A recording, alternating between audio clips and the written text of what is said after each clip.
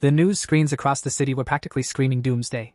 Headlines about monsters, mysterious disasters, and cosmic nonsense flashed one after another, leaving people in various shades of mildly panicked to, "Oh well, guess I'll die." At the school entrance, however, the students had gathered for something far more catastrophic than world-ending monsters: gossip. "Bro, this is just another hype train," one kid scoffed, waving at the glowing news ticker. "Remember the zombie rumors last year? Fake, fake, fake." But their attention shifted the moment Shui Qingzi appeared, the school flower, the girl everyone pretended not to stare at but absolutely stared at. "Oh, here she comes," someone whispered. The gossip floodgates burst open immediately. "Didn't she just break up with her boyfriend? Yeah, apparently she was just settling for him. She got into a top university while he couldn't even make it into an ordinary college. Harsh." But honestly, their futures were never compatible. She's like Ivy League. He's the local cafeteria menu. Wait, what was his name again? Fani? Fungi? Fangi.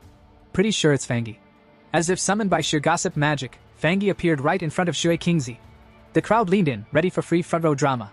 Shui Qingzi, perfectly composed as if she'd rehearsed this in a mirror, spoke calmly. "I've made up my mind. Our relationship isn't realistic anymore. High school love usually ends with that one realization, that we were never truly right for each other. A lasting relationship needs equal standing and courage. So, let's break up. Even if you tried everything, my decision wouldn't change." The crowd held its collective breath. This was the part where the poor fool was supposed to beg pathetically for another chance, right? Fangi stared with a blank face. Shui Qingzi thought, wow, is he so stunned he can't even talk? The peanut gallery whispered. "He's frozen. Bro's about to cry. Poor dude still dreaming above his league." Finally, Fangi opened his mouth. "Alright. Just like that. No drama. No begging. Just a casual shrug of the soul." Shui Qingzi blinked. "Wait, what? That's it? If there's nothing else, I'll leave." Fangi added, brushing it off like someone declining extra rice at lunch. He turned to go. "Wait." Shui Qingzi called after him, confused and oddly offended by how unbothered he was. "No matter what you think or do, I will never come back to you." Fangi glanced back, eyes calm, voice cool. "Don't overestimate your importance. You're just the school flower." Boom. The crowd silently gasped. That wasn't just rejection, that was a headshot. Shui Qingzi stood frozen, speechless for the first time anyone could remember. Meanwhile, Fangi waved the whole conversation off like a bad sales pitch. "I'm too busy for this. Goodbye." And just like that, he walked away. A few students muttered in disbelief. "Wait, that's it? It's over? Breakup speedrun any %. Bro didn't even flinch. Coldest man alive." But while the crowd was reeling from the school's hottest drama, Fangi's mind was elsewhere. These people have no idea. Shui Qingzi, degrees, gossip, all meaningless. The world is about to collapse. I'm not the boy they once knew. I'm someone who has returned, from the future. Because last night, Fangi had seen it. Flashback, cosmic customer support. The night before, Fangi had been swallowed by strange visions. Shattered images spun around him as if reality itself had tripped over its own shoelaces. Then a countdown appeared before his eyes. 361 days until the revival of spiritual energy. And with it, monsters, chaos, and the complete bulldozing of society's rules. Degrees? Worthless. Reputation? A joke. Bank accounts? As useless as expired coupons. The message declared. A new era is coming. Power will be the only currency. The strong will rise as spiritual practitioners. The weak will be trampled. Naturally, Fangi did the reasonable thing. He panicked. Floating in a cosmic void, he shouted. "Who's there?" The void responded with blinding light and energy, blasting him like the world's rudest PowerPoint presentation. A glowing panel appeared. System activated, end of universe protocol online. Supreme algorithm engaged. Spiritual techniques will be generated from spiritual beings the user touches. Current techniques 0. Fangi stared at it, thinking, well, that's something. Then, without warning, a colossal beast with glowing red eyes lunged straight out of the interface. Lightning crackled, jaws wide open, chaos everywhere. Fangi's past life flashed before his eyes. He remembered being an ordinary, powerless human, running through collapsing streets as mutated beasts devoured everything. His homeland burned, his friends died, and in the end, he perished too, consumed by despair and hatred. But in that moment of death, his will to fight back had burned hotter than the flames around him. And somehow, the system had chosen him. Present. Now, standing among gossiping classmates, Fangi's golden-lit eyes carried a new weight. This year, I will change everything. I will use every event, every chance, every battle. Petty love stories and high school drama? They're behind me. Ahead lies the rise of spiritual power, and the end of the world as they know it. The system's voice echoed in his mind. User bound. path initiated. Everything in the world can be used to forge techniques. Fangi smiled faintly, walking away from Shui Kingzi as if nothing had happened. After all, who cared about a breakup when the apocalypse was about to begin? Meanwhile, in the wider world, the officials of Xia went on TV with straight faces and doomsday-level seriousness. Citizens, humanity is facing an unprecedented crisis. Forget your textbooks, your degrees, your carefully memorized math formulas. They're useless now. You must adapt to the unknown. Very reassuring. Truly confidence-inspiring. Fangi, standing among a crowd of half-bored students, thought, yep. This is it. The beginning. The officials weren't even pretending to calm the public. No, everything is under control. No, trust the government. Just good luck, don't die. Nearby, someone's phone buzzed with an emergency alert. The screen flashed bizarre images, distorted landscapes, twisted animals, a big red warning. People muttered uneasily. Strange. Fangi narrowed his eyes. In the old timeline, news like this would have been instantly censored. Zia's way was usually subtle. They didn't scream. We're all gonna die. They'd issue indirect warnings like, please wear sunscreen, and also maybe build an underground bunker just in case. It was slow. It was tiring. But at least it didn't evolve into rioting and looting like the neighboring countries. For Fangi though, every strange thing had a new meaning. The system had told him anything unusual could become a source of power. So when his phone flashed a new headline, highest UV levels in a century at King Chan University, freshmen please bring sunscreen, he didn't laugh it off like everyone else. The students around him chuckled. Wow, the university paid to trend, huh? Extreme UV? Bro, my skin's already fried, nothing new. Fangi ignored them. He looked up at the sky. The clouds above didn't match the warning reports. Even stranger, his phone showed the UV index at 0. Yet King Chan University, just 15 minutes away, was supposedly cooking under lethal sunlight. He smiled. So it begins. Welcome to King Chan University, where the sun hates you. By the time Fangi arrived at the north gate, the casual sunscreen notice had turned into something biblical. The sun blazed unnaturally, scorching the ground. Students ran, shrieking as the heat became unbearable. But Fangi? Calm. Cool. Watching glowing motes of light float lazily in the burning air like fireflies from hell. He crouched and touched one. Zap zap. The light pulsed and exploded into him. Ag hey! The crowd gasped. Some shaded their eyes. Others whipped out their phones. Bro just went Super Saiyan. No dude, that's Ultra Instinct. Nah, that's gotta be DLC powers. Pay to win, I swear. Meanwhile, Fangi screamed as solar energy tore through his veins. His skin burned, his vision exploded into golden light, and for a moment, he genuinely thought he was about to die. Then, the system chimed in like a smug video game announcer. Solar attribute template activated. Congratulations. Golden sun breathing technique acquired. Light erupted from his body. His hair turned white, his eyes blazed gold, and lightning danced around him. The bystanders? Absolutely losing their minds. He looks like a god. Or a glowing rotisserie chicken, can't tell. Meanwhile, the freshmen welcome. At the university's registration area, the mood couldn't have been more different. Shui Kingzi arrived, instantly stealing the spotlight as multiple boys tripped over themselves to offer help. Need help with your luggage?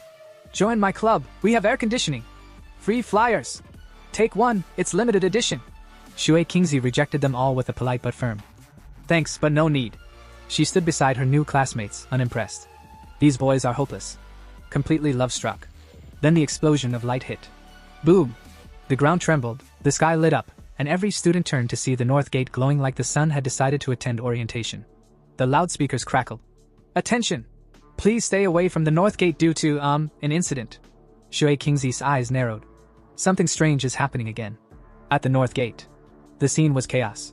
Smoke, flames, glowing energy. And Fangi standing in the middle of it, radiating like the second coming of the sun god. The system panel hovered before him. Golden sun breathing technique unlocked. Writing points gained, 59. Writing points? He muttered. What the hell do I need, an essay grade? Whatever. Must be useful. As the golden aura surged around him, the system clarified further. By staring at the sun and breathing in solar heat, user may strengthen their body. So basically, become powerful by roasting yourself alive. Great. The crowd formed quickly. Some students screamed. Some laughed nervously. Some swore they felt the temperature drop instead of rise. Then the president of King Chan University stormed in with security. Why are you all still here? Warnings were issued. Back to check-in or you lose points. A hooded officer barked.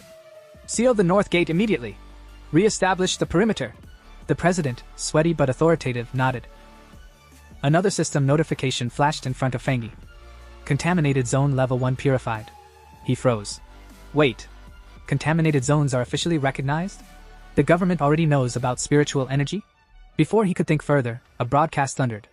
All unrelated individuals must evacuate the north gate immediately. Military forces rolled in, rifles raised, sealing the area. The crowd buzzed with fear and confusion. Are those soldiers?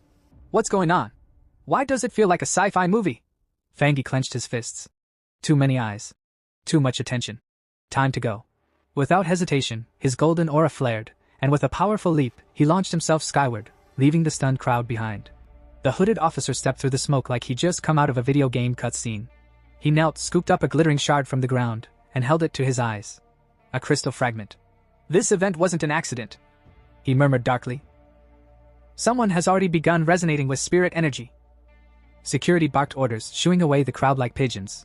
The officer ignored the chaos, still studying the fragment with the calmness of a man who probably collected weird rocks in his childhood. Nearby, Shui Kingzi froze. Spirit energy? Did humans cause this? Her mind replayed the glowing figure she thought she'd glimpsed earlier. Could that shadow have been Fani? She shook her head immediately. Don't be ridiculous. Fani? The guy who barely scraped through exams? As if he could even get into King Chan University. That evening, Fani versus his own sweat. At home, the sun set, but Fangi was still roasting alive. He lay sprawled on his bed, drenched in sweat like a man who'd lost a fight with his own air conditioning. Cold showers? Useless. Ice packs? Melted in seconds. Air conditioning? Might as well have been a hair dryer. He groaned. At this rate, I won't sleep tonight. I'll just evaporate. As he wiped his face, another worry hit him. What if today's chaos exposed me? Grabbing his phone, he scrolled through the trending news. Sure enough, a post from the Spirit Energy Practitioners Association was blowing up. He frowned. That weird online forum? The one that used to post cultivation memes nobody took seriously? The announcement looked different now. Official formatting, government watermark, a full list of cultivation ranks. The Zia country seal gleamed at the bottom. It's real. In his past life, he'd never seen this. Back then, he was just an ordinary guy running for his life, not browsing online manuals. Now, it seemed the government was openly acknowledging early awakeners. Sitting cross-legged on the bed, he muttered. Fine. If the world's gone official with this, then I'd better get serious. He closed his eyes, inhaling deeply. The heat surged again, but he forced his breathing to steady. Flames of golden energy flickered, then swirled. Slowly, his body lifted off the mattress. Step 1. Strengthen the body into a vessel. Step 2. Become a living weapon. Form of the divine axe. He commanded. Energy roared. Golden light condensed. The system chimed. Congratulations. Breakthrough to Ghost Axe 1-star rank. Another notification popped up. 50 writing points available. Oh right, I forgot about those. The system explained, writing points could forcibly embed power into anything. Fangi blinked. Anything? Like anything? To test, he picked up a mug. The system politely asked. Embed sun attribute into mug? Cost, 1 writing point. Why not? The mug glowed like the Holy Grail. Fangi smirked. So it works. Which means a sword, a gun, anything could become a divine weapon. His eyes drifted to the sheathed sword in his case. Soon. But I need to test more first. Midnight rabbit problem. Outside, under the moonlight, something stirred in the forest. A mutated beast crept closer, glowing red eyes glinting in the dark. Black feathers bristled along its body as it crouched low. Yes. A rabbit. A rabbit of nightmares. Inside his apartment, Fangi groaned, coughing. He shifted on his bed before suddenly sitting up. His ears twitched metaphorically, his new senses sharper than ever. Coughing. Not mine. Not normal. He stepped into the living room, listening. The sound echoed from the corridor. Opening the door a crack, he peered out. And there it was. The red-eyed, feathered mutant rabbit. Even with memories from his past life, the sight made his skin crawl. The beast twitched, sniffing the air. Its glowing eyes locked onto the hallway. Damn it, Fangi whispered. Elsewhere, rooftop girl. High above, a helicopter swept the city with its spotlight. On a rooftop stood a girl with long hair, casually licking a lollipop like the apocalypse was just her night shift. The rabbit who consumed the dark spirit fruit is still on the loose, she said into her comms. Speed is abnormally high. Keep tracking. With that, she launched off the rooftop, flipping through the sky like an acrobat. Midair, she stiffened. Her senses flared. I've detected the beast's dark energy again. It fled 20 kilometers to a residential area. Her voice sharpened. Immediate pursuit. Protect the residents. Stay cautious. The spirit fruit's effect isn't complete. It may still grow stronger. With a kick against the wall, she vanished into the night, streaking like a comet. Down below, a random pedestrian looked up, jaw hanging. Did I just see Sailor Moon? Inside the Central Channel manga department, one poor overworked editor rubs his eyes and mutters. Am I hallucinating from deadlines again? Or is there seriously someone jumping in front of the moon? His colleague, still red-eyed from inking panels all night, snaps back. Hallucinating? The only hallucination I see is you imagining you're done with the manga. Get back to work, we're on the 65th floor. But before the scolding can continue, the office lights flicker.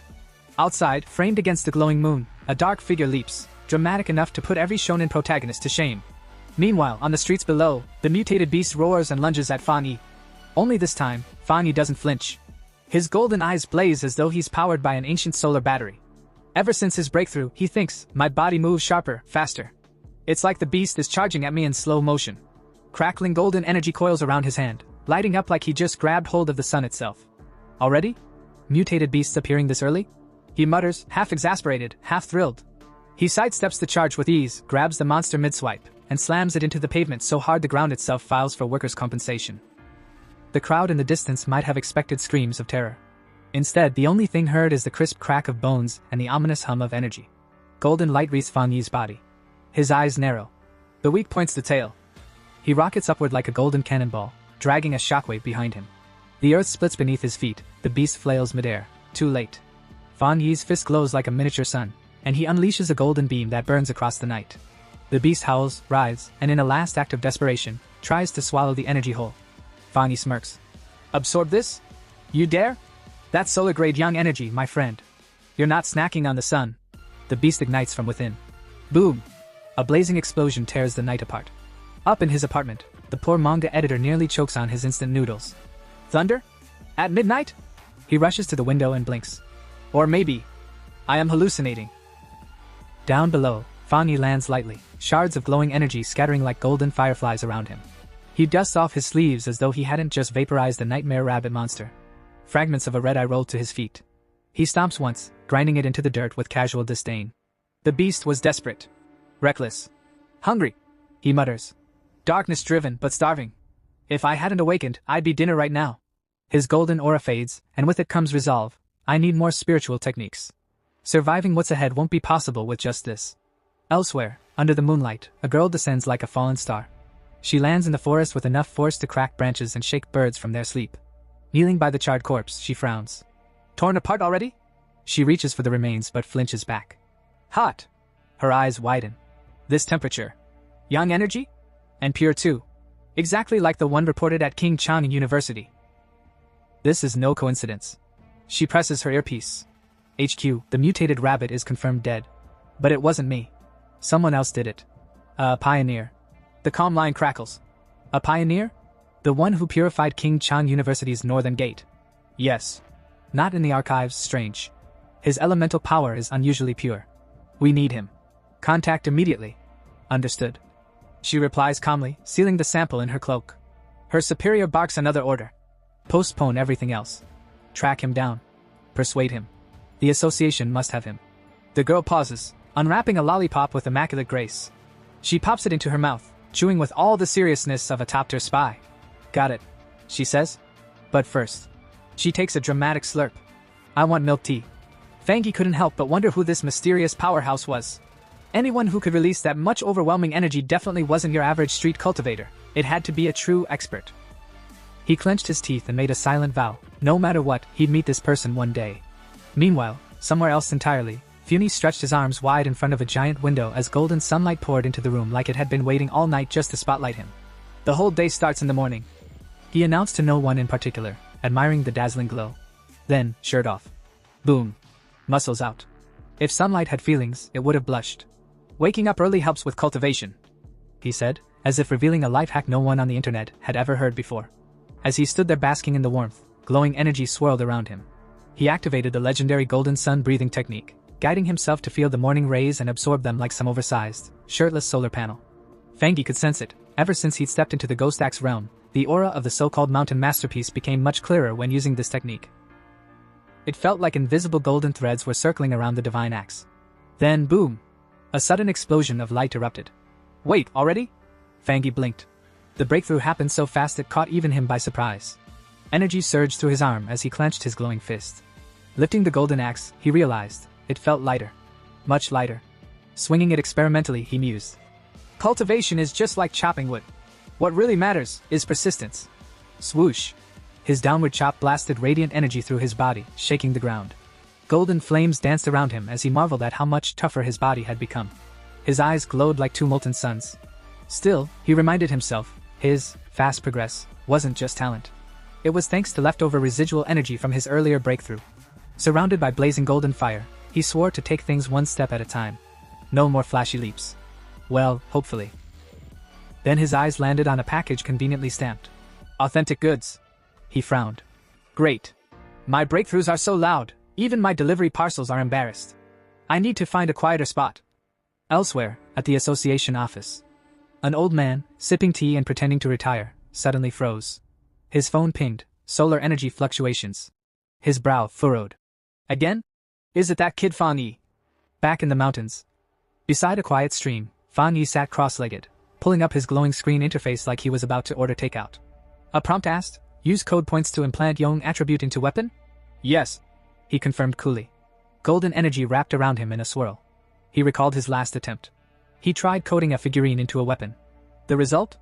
It worked, until it exploded from the Yong attribute's sheer power. This time, however, was different. The new blade in his hand resonated with him deeply, as if it shared the same origin. His screen confirmed. Coding successful. He grinned. Perfect. Let's test it. Swish, boom. The swing unleashed so much energy he nearly started a forest fire. Coughing in relief, he muttered. Okay, maybe a little too perfect. Enter the girl. She dashed into the scene, smoke swirling around her. Seriously? I just went out for milk tea. 1 coupon. And now this? Damn Mercury retrograde. When she spotted the destruction, her jaw dropped. Her tear-filled eyes widened as she realized. Wait, last night his aura was only 1-star ghost axe. How is it now 2-star? And a spirit weapon? For reference, spirit weapons are rare. Legendary even. The association had only 2. And yet this random guy, Milk Tea Girl's least favorite headache, had 1? She laughed nervously. Hey, it must be a mistake. Totally a mistake. Yep. Definitely my imagination. Still, muttering under her breath, she got ready to clean the mess. Again. Meanwhile, Fang Yi kept walking through the forest. He mulled things over. His weapon now carried the Yong attribute, but who said you could only code 1 attribute? The system's words echoed in his mind. Anything in the world can become coding material. Stacking attributes on a single weapon? Now that sounded fun. His phone buzzed. A message. Hey, are you a pioneer? Saw your browser history. Looks like you entered the realm after a driver post. Fang Yi slapped his forehead. Right. Forgot to set privacy mode. The stranger continued. Their group had 3 members, all pioneers, looking to connect. They asked about his progress, threw in some gossip about a national team player breaking through, and even mentioned that official military recruits were still only at Ghost Axe realm. Then another ping. IDUG 72. New pollution zone just opened. Wanna team up? Safer, and we split the loot. Attached. A file named Dark River Molten Dragon. Curious, Fang Yi opened it. The data explained, tectonic shifts had twisted a river into a molten pollution zone, now carrying a Yong-type attribute. His eyes lit up. Perfect match. Without hesitation, he typed back, count me in. In the Anhwa district, a small crowd was gathered around a sealed stone entrance the size of a football stadium door. Oldly, when's your friend getting here? One of them grumbled, already regretting skipping lunch for this little expedition. Another, clutching a scroll like it was his grandmother's recipe book, proudly declared. Thanks to Zhao's detailed maps, we found this place without getting lost in 3 different valleys. Yeah. Someone else chimed in. But remember, once we're inside, watch each other's backs. I'm not carrying anyone home if they get their arms bitten off. Meanwhile, Jang Koya, official staff member of the Ministry of Culture's Spiritual Energy Cultivation Association, yes, it's a mouthful, stood yawning with the look of a government worker who'd been promised a cushy desk job but somehow got roped into caving expeditions. Ugh, no promising pioneers this time either. If this drags on, I'll be working overtime again. She muttered, already fantasizing about slapping in. Out of office. Notice on the cave wall. The narration, perhaps too smug for its own good, explained, most pioneers don't even realize the association is a government agency. Becoming a member isn't just hard, it's practically a miracle unless you're rich, connected, or the examiner's nephew. Just as Jang Koya was calculating how many instant noodles she could buy with overtime pay, someone gasped. Wait, is that Fang Yi? Sure enough, Fangi strolled up like he was arriving fashionably late to a dinner party. His aura radiated strength, yet it felt oddly warm. Not oppressive, not scary, more like standing near a campfire instead of being roasted alive. "It's nice to meet you all," Fangi said with a polite bow, as if he hadn't just made everyone else feel like peasants in the presence of royalty. Koya squinted. Ghost Axe Realm, 2 stars. But how does he feel like sunshine instead of a guillotine? She filed that question away for later. "Alright." Someone clapped their hands. "Since everyone's here, time to move out." Inside the cave, Fangi immediately took the lead. "Koya, handle the light." "Of course," she replied, conjuring a glowing orb. The group crept forward, nerves tight as bowstrings. "Careful, loose rocks here," one warned. "Huh, not as hot as I expected," another muttered. "Not yet," Fangi said calmly. "We're not at the core. Stay alert. If you're tired, speak up. Safety first." Privately, Fangi reflected on how warmly they'd welcomed him, despite him being the last to arrive. Either they're genuinely kind, or just desperate not to die alone. Either way, I'll take it. At last, the team stumbled upon a cavern that looked like the Earth's furnace itself, molten lava bubbling and glowing. "Holy, this is actually lava!" Someone gasped, eyes wide as saucers. Before anyone could stop him, Fangi casually walked straight toward the lava pit. "Hey! Don't be reckless!" Jang Koya shouted, nearly dropping her light orb. Too late. Fangi plunged his tang blade into the lava like he was dipping bread into hot soup. The group screamed in horror. "Is he insane? Pull him back!" The lava roared in response, flames bursting like fireworks. Yet Fangi stood untouched, calm as ever, while his system dinged in his mind. World anomaly detected, inner flame. Analyzing. Conclusion, extremely high temperature, explosive properties. Also, don't try this at home. The system then began reciting technique descriptions like a shopping channel. Crimson Flame Blade Technique. Each swing unleashes blazing flames and lightning. Only 99 spirit points, but wait, there's more. Fangi, without hesitation, embedded the inner flame into his weapon. Fire danced around the blade, turning it into a molten masterpiece. He rose safely from the pit while the others stared like villagers witnessing magic for the first time. "His weapon's absorbing the energy. He's fine? Not even a scratch." Fangi stood confidently, blade blazing. "This perfectly complements my Tang blade," he murmured, as though narrating his own hero's journey. Inspired, one teammate declared, "I'm gonna absorb energy too." "Me too," another shouted. "With a little training, I'll finally step onto the cultivation path." Jang Koya softened, smiling at their enthusiasm. "Don't worry, I'll keep watch. Just focus on training." "Thank you," they all chorused, bowing like schoolkids. But her smile faded when her sharp eyes caught movement at the cave entrance. "Trouble incoming," she warned. A group of aggressive newcomers swaggered in.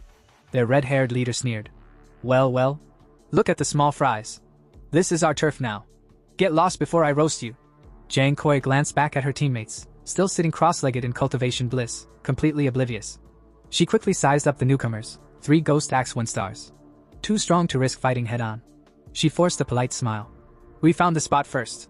My friends have already started absorbing energy. If you're willing to cultivate peacefully, we can share." The red-haired brute laughed in her face. "Share?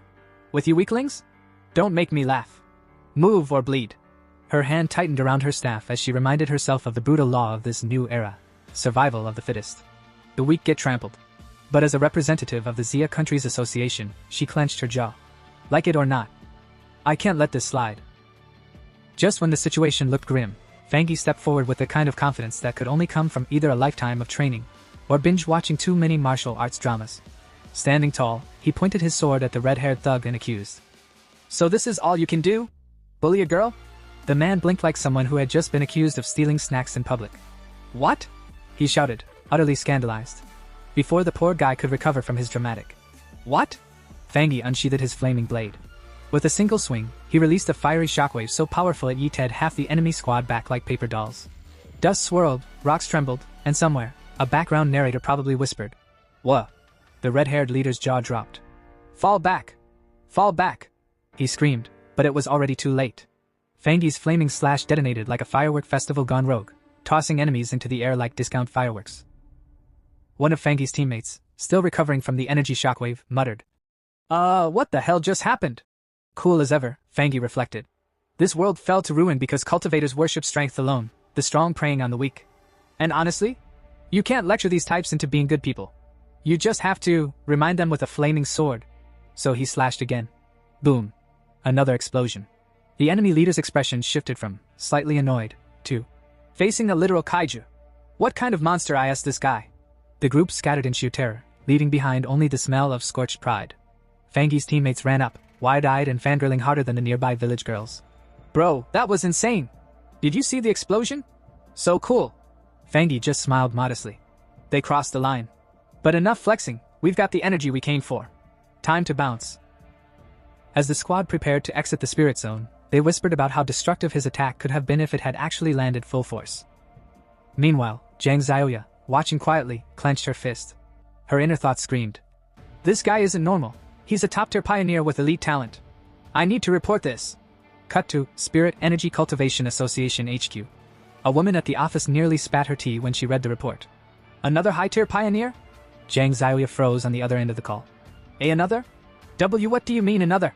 She stammered nervously, while secretly pressing Save File on her recording. Smooth. She later gushed to her teacher. 2 high-tier pioneers in 1 week. Isn't that wild? The old man groaned like someone who just got homework dumped on him at age 50. Luck? Please. Anyone with a high-tier attribute is about to become a big deal. And honestly, I'm too old for this nonsense. Somebody fire me already. Meanwhile, Fangi strolled into town wearing a hoodie and carrying his sword like it was no big deal. Girls passing by whispered, OMG, he looks like a main character. Cue Fangi's inner monologue. I'm not cool. I'm just cosplaying. Then came the breaking news alert on his phone. Glowing skies in the east, purple aura, even a dragon sighting. Cultivation cliches leaking into reality. Fangi sighed. So my inner flame is stronger than I thought. Guess it's time for more golden sun breathing. 5 minutes later, at the back mountain, Su Mantang, aka by King, aka the one who clearly skipped leg day for sprint training, sensed the energy surge and panicked. Wait, someone's breaking through to the 3-star Ghost AXE realm? Who even does that? She raced to the scene only to see Fangi in full anime protagonist mode, cross-legged, glowing eyes, golden flames, lightning crackling everywhere. Above him, energy condensed into the shape of a divine axe. Su Mantang nearly fainted. Is this guy for real? I nearly died vomiting blood last time I tried. And he's glowing like a walking thunder god. The divine axe pulsed with overwhelming energy. Fangi, calm as a monk on vacation, just sat there controlling it with precision that most cultivators would kill for. His aura screamed. Heaven's chosen one. Su Mantang's jaw on floor. Her inner monologue. He's not just a genius, he's a monster. A really handsome monster, but still a monster. Suddenly, boom. Fangi rose into the air, golden lightning erupting everywhere, breaking through to the 2nd star of the Ghost Axe realm. Su Mantang braced herself in the storm, hair whipping like a shampoo commercial gone wrong. 30 seconds and I already can't get close. This guy's ridiculous. She spotted the axe stopping by a giant glowing tree, realizing it hadn't fully awakened yet. But before she could collect herself, Fangi reappeared behind her like a ninja. Calmly, he said, keep my identity a secret for now. Su Mantang blinked, then fumbled for her badge like it was an Uno reverse card. I'm Su Mantang, official Spirit Energy Association scout.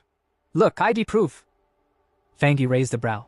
Su Mantang, wait, that name sounds familiar. Flashback to his past life. Oh right. Didn't she fail her mission and humanity got wiped out? Yeah, that was awkward. Out loud, he just nodded politely. Su Mantang beamed. See? You can trust me. Fangi. Sure. I'll think about it.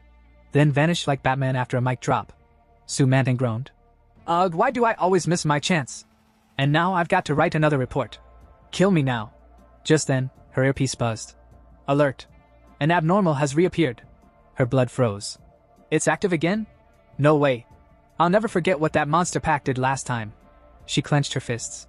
Fine. If Fangi's a monster born of thunder, then I'll need him for what's coming next. Dark red creatures with twisted forms crawled through the ruins of the city like cockroaches after a power outage. They hunted, bit, and killed for no reason other than being horrible neighbors. Some attacked at random like drunk hooligans, while others moved with strategies so complex it made humans wonder if these monsters had taken online strategy courses. The Spirit Energy Association, in their infinite wisdom, had officially labeled them abnormal beings, which was really just a fancy way of saying, we have no clue what these things are, but they bite, so kill them. The danger was clear. If these creatures weren't eliminated early, they absorbed aura like free Wi-Fi and evolved into even nastier versions of themselves. Left unchecked, they became walking natural disasters, bigger, meaner, and twice as difficult to deal with. Cue the scene. Lightning flashed across the rain-soaked city, slicing through the storm clouds like a dramatic stage spotlight. Rain poured down in sheets, drenching the streets until they looked like reflective rivers of neon and despair. Emergency warnings blared across giant electronic screens, flashing messages like, Warning, warning. This zone has entered. You really shouldn't be here. State. Civilians, please evacuate immediately. Warning. Passers-by muttered, shaking their heads. These anomalies are getting too frequent. One complained. Another sighed. At this rate, the monsters are going to start asking us to pay rent.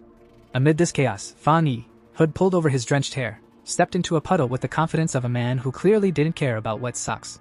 He tilted his head up at the sky, narrowing his eyes at the pressure rolling in the atmosphere. Lightning wasn't just striking, it was flexing. The center of the storm is still moving, he muttered, as if scolding a misbehaving dog. With that, Fan Yi darted up a flight of slick stone stairs, his boots splashing as he sprinted. He stopped briefly to glare at a mountain in the distance, now being struck repeatedly by purple lightning. The signal is coming from there, he whispered. And then, without hesitation, because hesitation was for the weak, he leapt forward into the storm. Meanwhile, at the Spirit Energy Association emergency meeting, a giant holographic screen flickered to life, showing Yu Huang Peak getting fried like a French fry in a fryer. The spiritual energy levels are rising, reported one nervous staffer. Danger level increasing rapidly. A man in a suit adjusted his glasses gravely. This is serious. Translation: we're all screwed, but I'll pretend I'm calm about it. Another official added.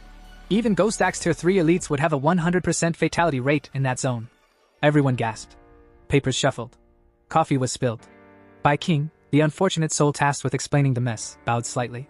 In 1 hour, the zone will need a new emergency classification. And no one in our entire district has the ability to approach it safely. Lock it down, barked one officer. Seal it completely, shouted another. And so, with the speed only bureaucrats could muster, they declared the mountain off limits. Back at the mountain itself, the storm raged, lightning tearing into the earth. And who else but Fan Yi appeared, cloak whipping dramatically, muttering to himself like a lunatic in the rain. I will reclaim my memory, he whispered, as though the storm itself was listening.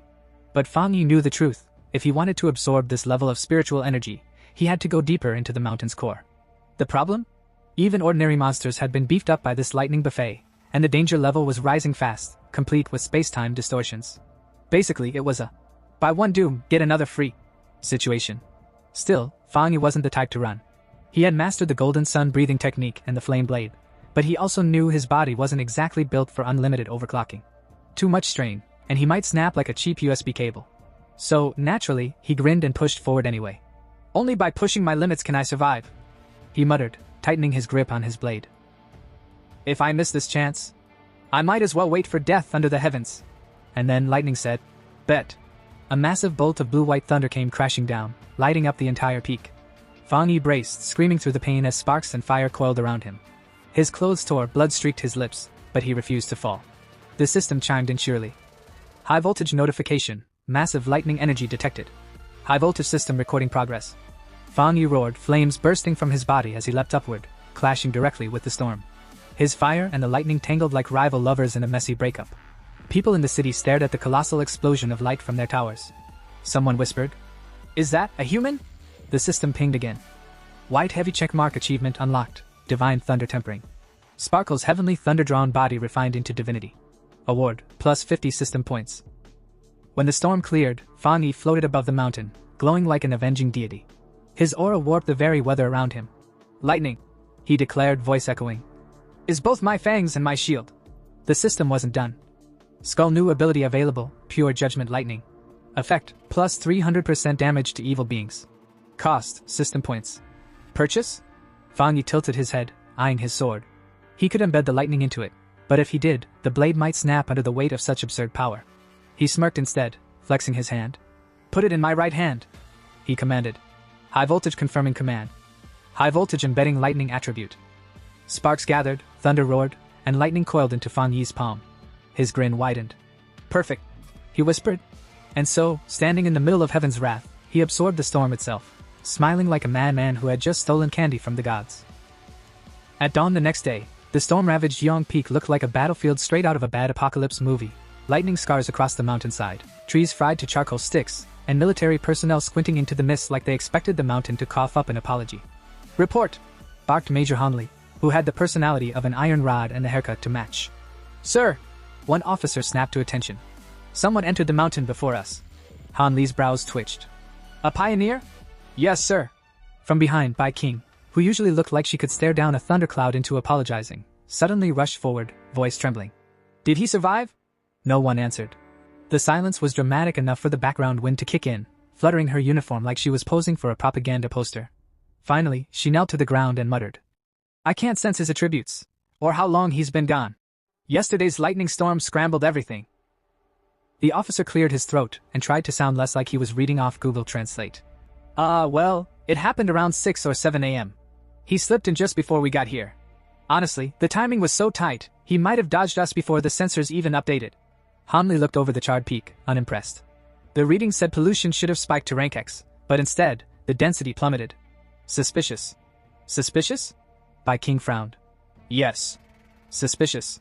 The officer leaned in dramatically. The intruder may have lightning powers. Which means he didn't just survive, he feasted on that storm. Used it like a 5-star buffet. Too precise to be coincidence. Whoever he is, he's dangerous. Bai King folded her arms. Friend or foe? Hanli's lips tightened. If foe, then disaster greater than any anomaly. Dun dun dun. Meanwhile, across town, Fangi was waking up on his couch. His sword lay beside him like an overworked roommate. His hair stuck up in 6 different directions, and his first heroic act of the day was rubbing his head like a hungover panda. Back at command, Hanli was already plotting damage control. Assign him a code name, he ordered. Tyrant. Yes, because nothing says let's stay subtle like calling someone Tyrant. The investigation at Yuang Mountain kicked off immediately. The military kept it hush-hush, spreading fake reports of natural disasters. On the Rain-Soaked Summit, the Spiritual Practitioners Association arrived. Their leader, who looked like he practiced stern frowning in the mirror every morning, told Hanli, "We've already dispatched a top pioneer to make contact." Then he turned dramatically to Su Qin. "Brief him." Su Qin's heart skipped a beat. "Me? Brief him?" She swallowed hard, stitched together half-truths with the skill of a panicked student bluffing an oral exam, and said, Yes sir. I believe it's the same pioneer who purified the contamination at the university. I've been trying to reach him, but he's elusive. Very elusive. Like a ninja rabbit. The rabbit part wasn't entirely wrong. She even mentioned the dead mutated bunny she'd stumbled upon, proof of Fangi's trail, and noted the traces of young flame energy at the scene. All technically true. Major Hanli studied her like she was an exam paper. Finally, he nodded. Gifted young pioneer. Well done. Su Qin saluted so sharply she nearly sprained her wrist. Inside, she screamed with relief. When the meeting wrapped, Hanli casually mentioned plans to cover everything up with natural disaster reports, and warned against putting spiritual data online. Su Qin exhaled, finally free of interrogation. Meanwhile, back at Casa Fangi, our tyrant hero was drying his hoodie with his golden sun breathing technique. Within seconds, the damp hoodie looked like it had been kissed by divine laundry service. He flexed his fingers, sparks dancing playfully between them. The once violent thunder energy now bowed to his will like a tamed puppy. He grinned. 200% critical damage boost, huh? Oh, we're cooking now. Just then, ping! His phone buzzed. Fangi squinted. He'd set up special alerts for emergencies because, in his world, breaking news usually translated to, "Congratulations, you're now the unpaid intern for saving the city." The notification? A chemical plant explosion. Officials claimed no injuries. Fangi raised an eyebrow. Yeah, right. And I'm a vegan. Scrolling through forums, he read eyewitness accounts. Cold aura. Evil presence. Creepy vibes. The words triggered a horrifying memory. Blood, chaos, and a crimson monstrosity with too many eyes and not enough manners. A mutated creature.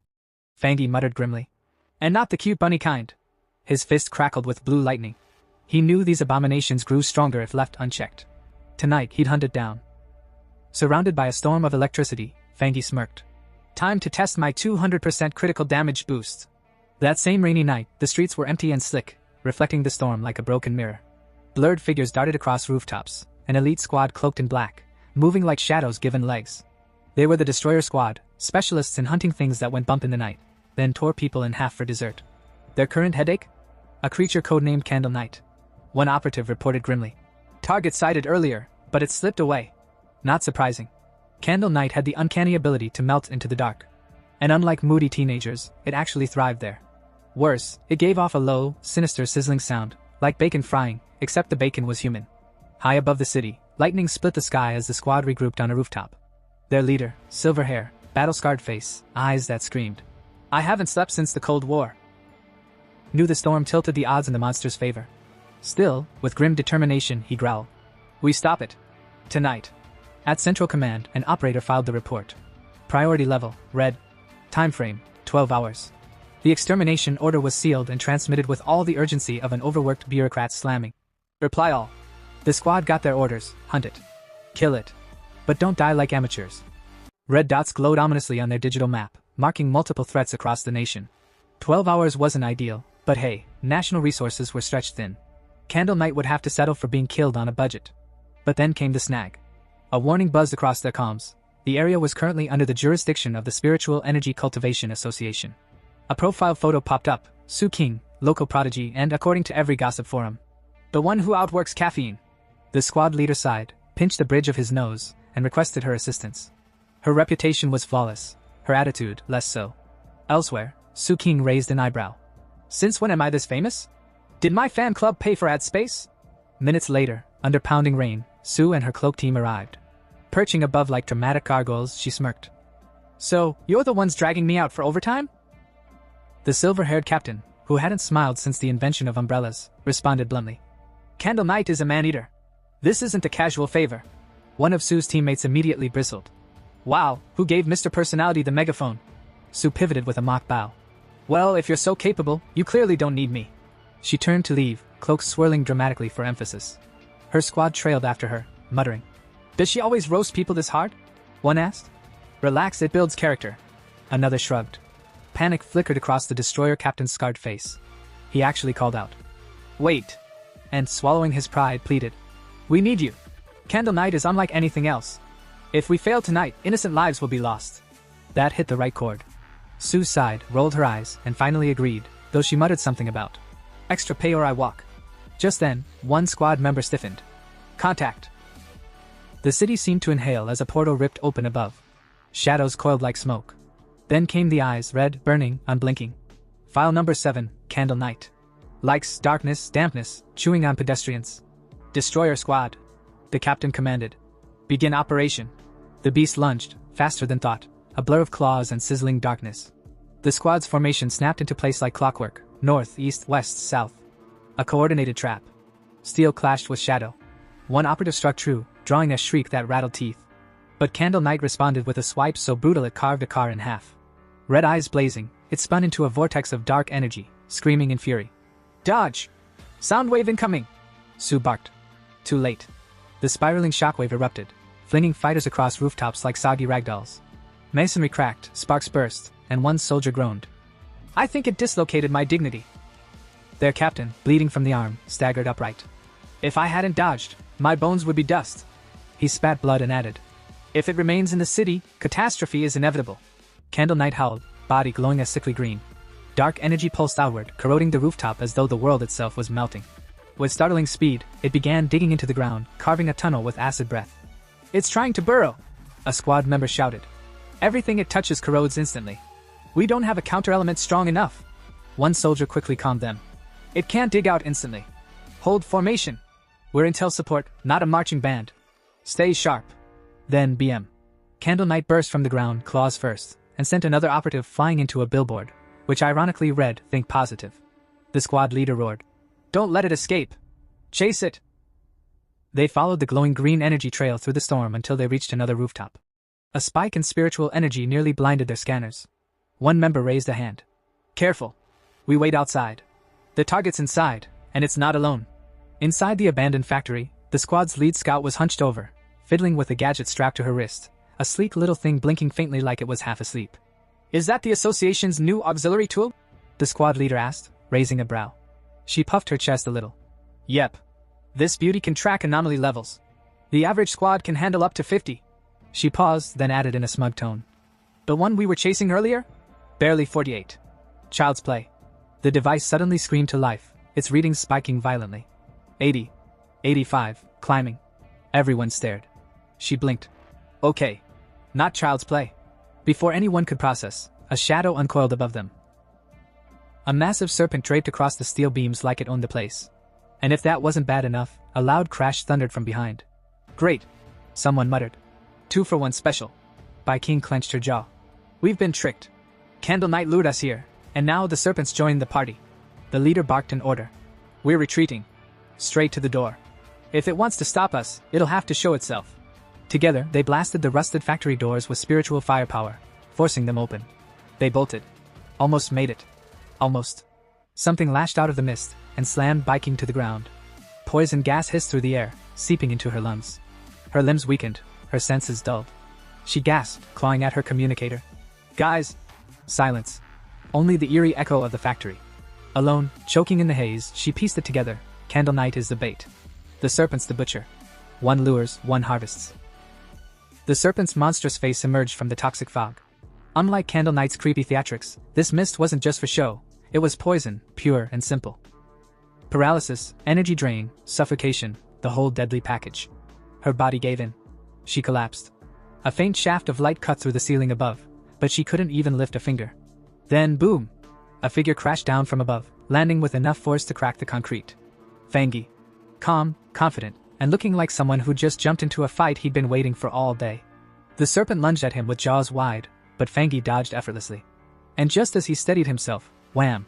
Candle Knight dove from above. Two anomalies, coordinated like hunting partners. Fangi growled but smirked. So that's the game. One lures, the other devours. Cute. Candle Knight, you bite a little too much. You must really enjoy it. Thunder crackled around him, his sword igniting with blazing lightning. With a sweeping strike, he scorched the serpent's body, flames tearing into its scales. The serpent reeled, screeching in agony, but its wounds closed almost instantly. Fangi wasn't surprised. Of course you regenerate. Figures. Then he unleashed his trump card, channeling his flame and thunder into one devastating blow. Fire seared, lightning purified. The serpent's body writhed, screaming until it finally collapsed into ash. Triple crit thunder finish. Fangi muttered, admiring his own handiwork. Not bad. Pretty sure I'm climbing the pioneer rankings. Just as he was basking in his victory, poison from a stray serpent's scale burned into his shoulder. His vision blurred. The serpent's last laugh. Gritting his teeth, he reminded himself, flame dissolves poison. Golden sun breathing heals. Thunder purifies. My body screams because it knows the danger, but at least I'm alive. Others wouldn't be so lucky. He steadied his breath, let the poison burn out, and watched the serpent's ashes scatter. That's when he noticed movement in the smoke. Su King, the scout, coughing miserably. Fangi raised a brow. Oh, you're still alive. What was your name again? He smirked. Don't bother pretending you're dead. Your acting needs work. Her face turned beet red. I wasn't pretending. I really did pass out. The smell woke me. Fangi chuckled.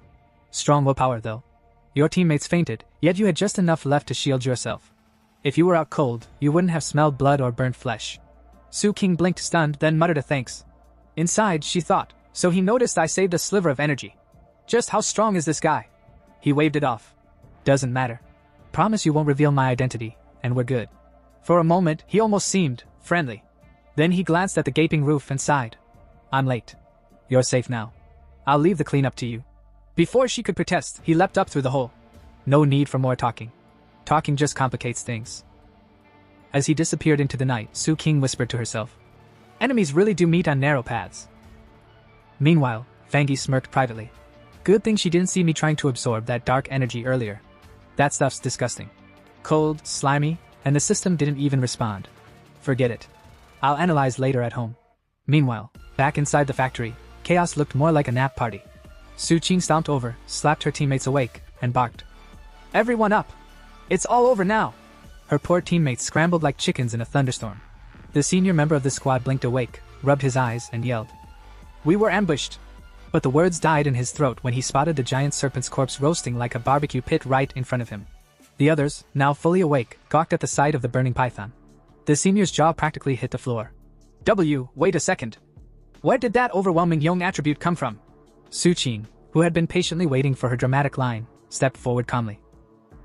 As you can see, gentlemen, someone came to help us. Pioneers. My mission target, in fact, an extremely high-level attribute pioneer. That got her teammates buzzing like gossiping aunties at a wedding. So you know who he is? One asked eagerly. Su Qing shook her head with a helpless smile. Not yet. He actually saw through me when I tried to tail him. But this time he saved us. Everyone turned to stare at the burning serpent again, and one wide-eyed teammate blurted. Hold on. You mean to tell me this guy soloed both Candle Knight and the python? Alone? What is he, a monster? The senior marched forward, puffing his chest out like he knew what he was doing, and began inspecting the charred battlefield. While trying to look cool, he stepped on one of the serpent's fallen scales. Bad idea. Bzzzztt. A crackling surge of violet electricity zapped the floor, and the poor guy nearly jumped out of his boots. Holy! Violet energy? He yelped. He spun to Su Qing like she owed him answers. Captain, didn't you say it was a young attribute? This is way too intense. Su Qing crouched down beside the remains, her expression serious. Candle Knight's thunder attribute. Very pure. Very strong. Definitely high tier. The senior frowned, muttering like a man whose worldview just got shaken. Wait a minute. Could it be 2 high-level pioneers showed up here? One killed the Python, one killed Candle Knight, and they left together? But Su Qing didn't move. She just stood there staring at the scorched battlefield, her fists slowly clenching. Her inner monologue screamed louder than her voice. No. Only one person came.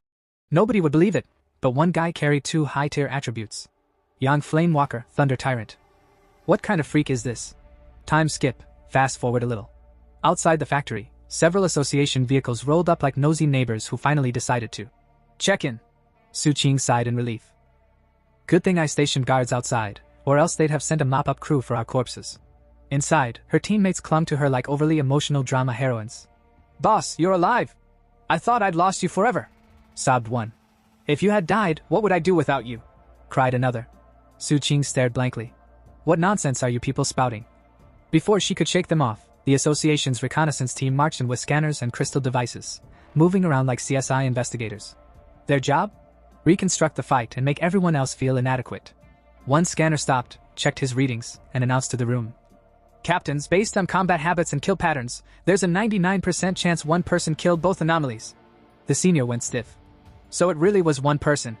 A dual high-tier attribute pioneer. Another teammate muttered. And here we are, Ghost Axe realm, feeling proud of ourselves. The gap is ridiculous. Su Qing quickly stepped aside, pulled out her communicator, and reported to the higher-ups. My surveillance target appeared. Both Tyrant and the North Gate anomaly were my missions. Data's updated. On the other end, the association's chief listened, then sighed. I understand, Su Qing. Halt your mission for now. He saved you and wiped out the threats. He's not our enemy. Best not to annoy the man. Frankly, Old Han and I already disagree about this. Su Qing pressed her lips together, then added carefully. But Chief, back when Tyrant was about to advance at the back mountain, I sensed a very strong aura. At first, I thought it was a spiritual weapon. Now, knowing he's a dual high-tier pioneer, I'm beginning to wonder. The Chief's tone sharpened instantly. A spiritual weapon? Impossible. No one could have that without major backing. And besides, our scanners found no third attribute traces. Su Qing persisted. When I came in contact with him, the aura I felt was definitely Young attribute. There was a pause. Then the chief muttered, half to himself, half in awe. If the weapon's aura really comes from his own Young attribute, then if he's a spirit creation realm cultivator, it might be possible.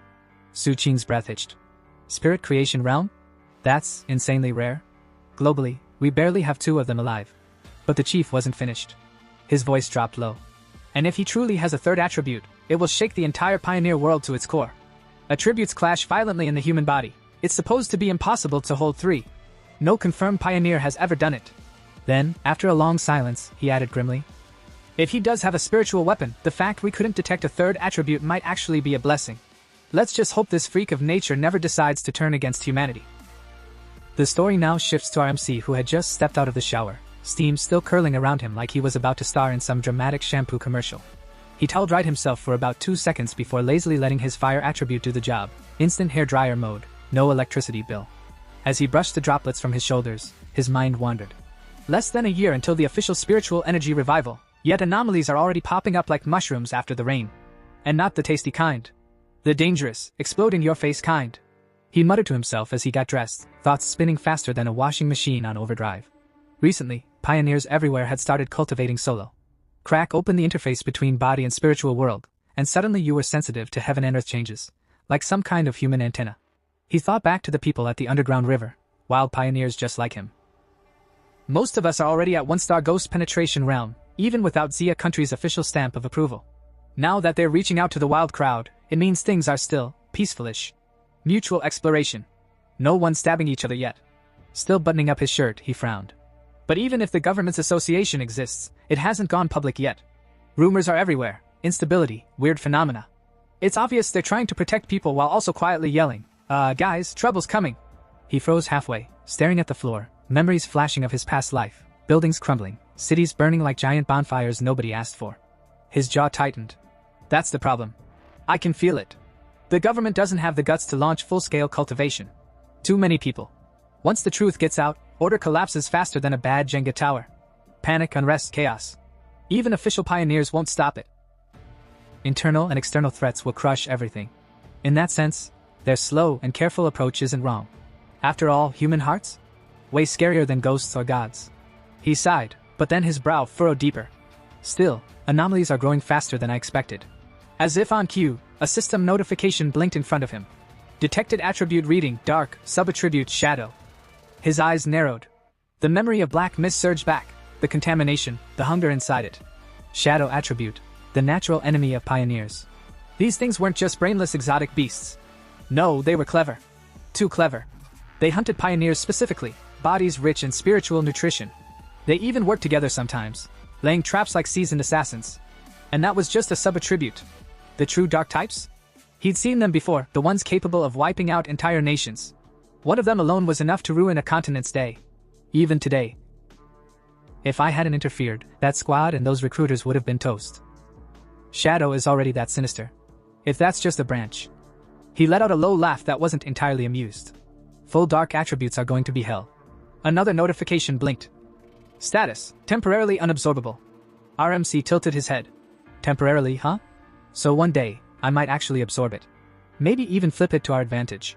That could be the key. He mentally reviewed his arsenal like a gamer checking his skill tree. Golden Sun breathing, Yang attribute, check.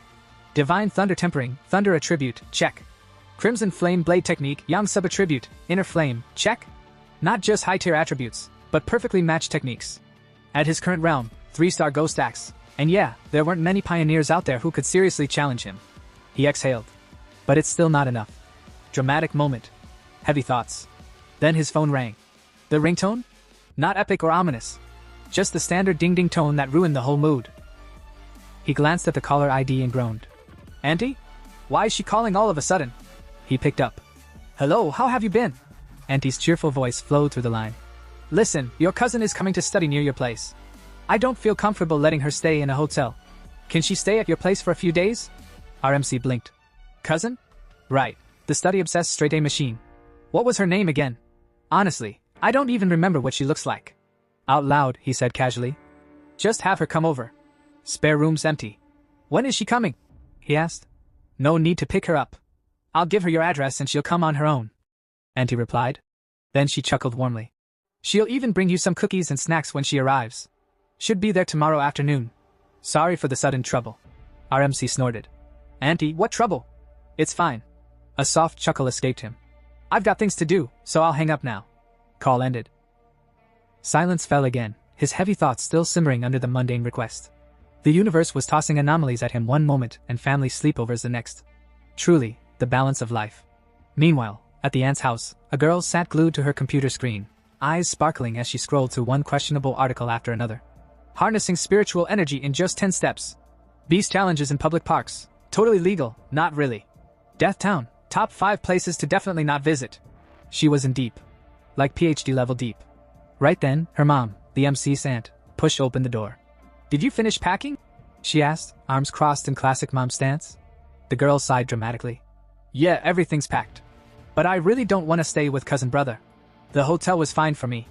No. Her mom's tone had the finality of a Supreme Court verdict. It's much safer staying with your cousin than being alone in a hotel. I trust him more than any random staff member. And don't cause trouble there. Help around the house, understood? Ugh, fine.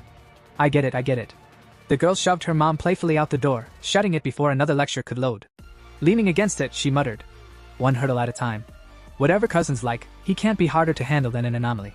The next day, phone in hand, she followed the GPS voice like it was divine guidance. You've arrived at your destination. The robotic map announced. She looked up.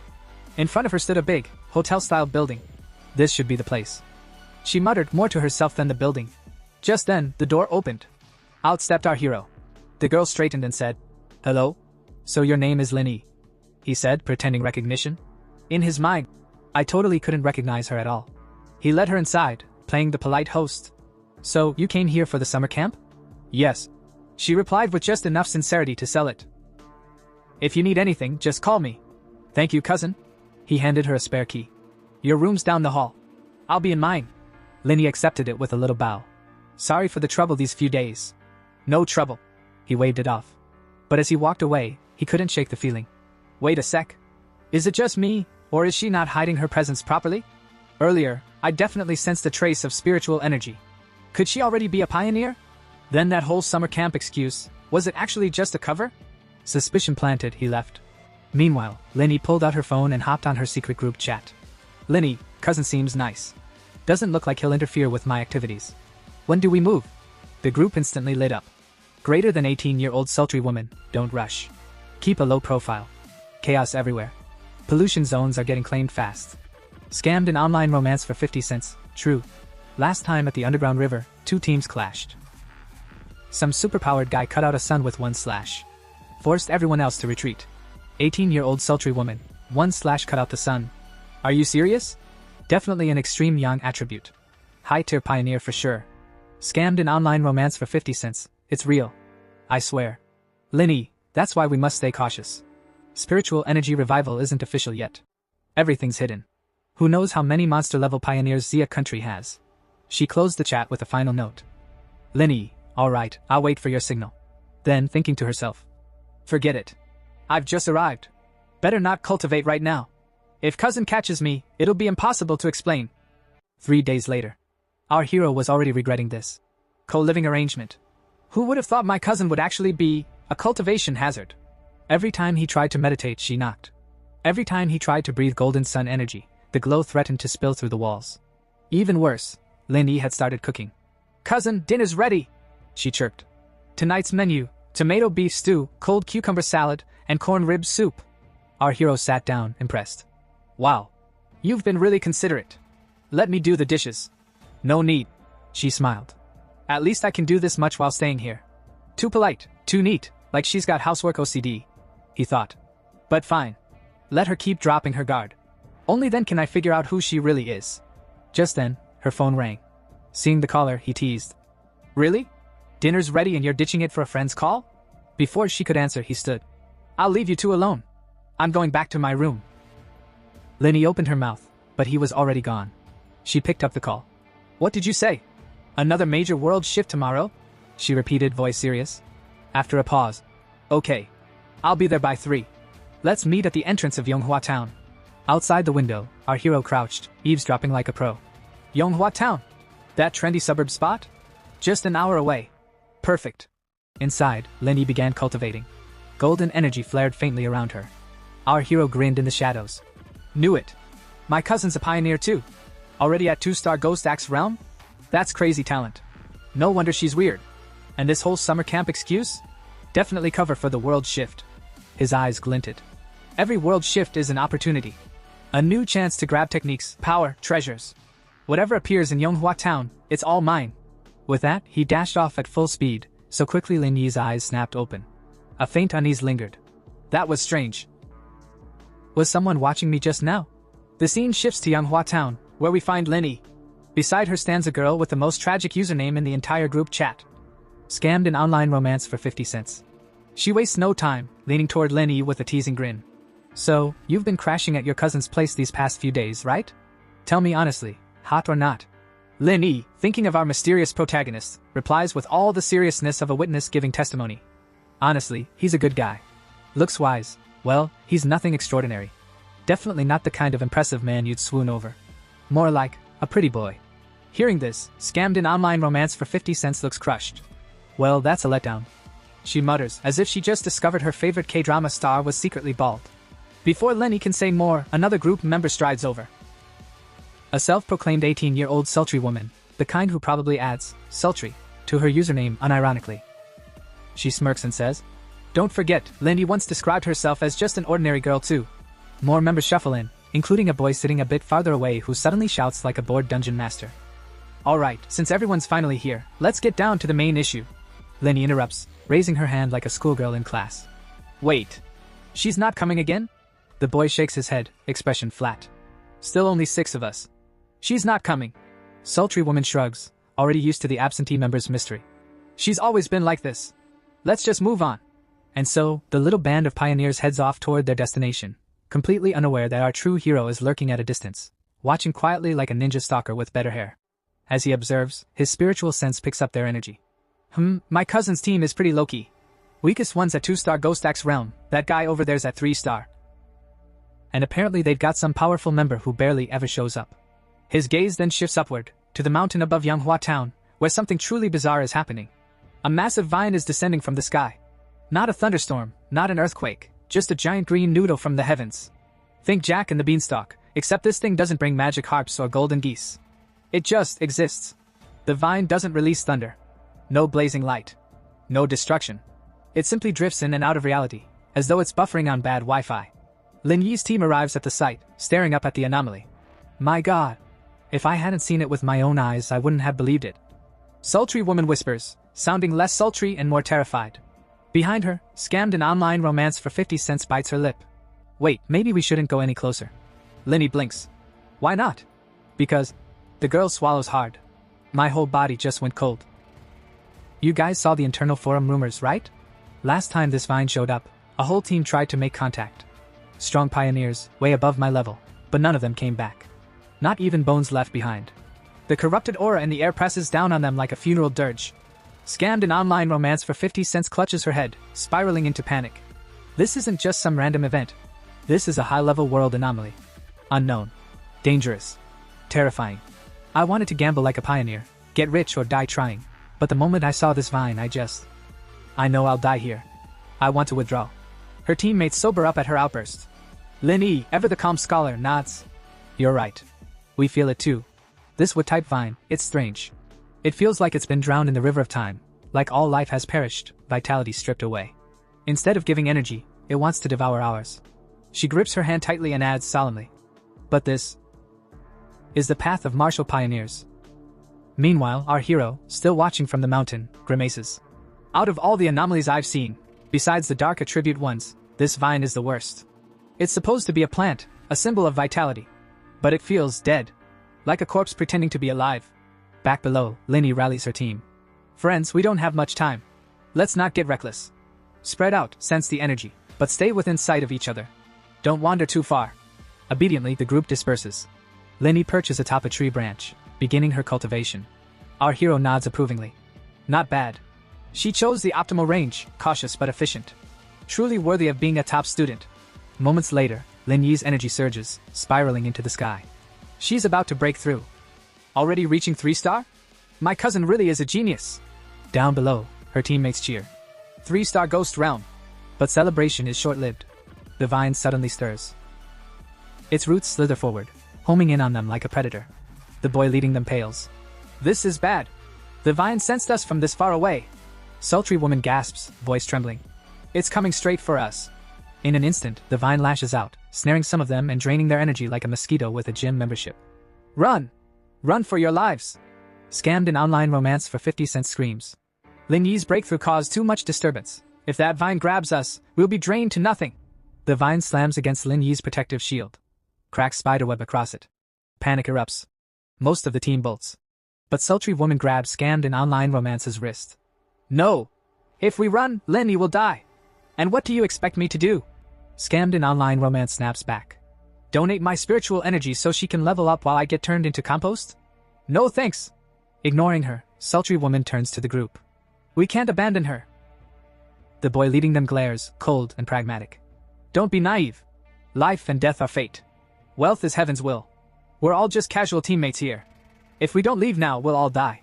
Before he can finish, smack. Sultry woman slaps him across the face so hard his dignity flies off into another realm. To hell with you. I won't abandon my comrade. And with that, she charges toward Lin Yi, while the rest of the group flees in the opposite direction. Up in the mountains, our hero stood dramatically at a cliff's edge, gazing down at the chaos below like some tragic opera performer. His brows furrowed, his eyes sharp with urgency. My cousin probably doesn't even realize the danger she's in. He muttered with that trademark heroic concern. She's still just a student, and that vine's power, TCH, even I'm not sure I can handle it with my current strength. But, he gripped his sword tighter, his aura sparking to life. A promise is a promise. I swore to Auntie I'd look after her daughter, and if I fail now, she'll never let me eat dinner at her place again. With that terrifying motivation, he drew his heavy sword. Determination blazed in his eyes like a cultivation novel cover illustration. Meanwhile, below, a sultry beauty had already dashed in to save Lin Yi. With elegance that could make even a demon blush, she hacked her way through the vine, until, of course, the vine got annoyed and wrapped her up too. At the same time, Lin Yi's little shield shattered like cheap glassware, leaving her exposed. And just as the vine was about to serve Cousin Yi as a leafy snack, whoosh! Our hero dropped in from above, sword infused with blazing yang energy, and struck. His strike burned the vine instantly, the flames of his yang power so fierce that the vine shrieked like a cat in bathwater, retreating at once. The two teammates who had been halfway through their cowardly escape froze mid-run. Their jaws dropped. Wait, it's retreating? Holy, look at that glow. Is he another pioneer? Indeed, the hero's yang energy lit up the cavern like a heavenly disco ball. His aura was so overwhelming that one of the fleeing boys started having an existential crisis right there. He thought bitterly, I'm considered a prodigy.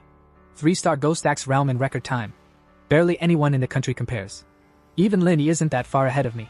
But this guy crushed me. Crushed us all.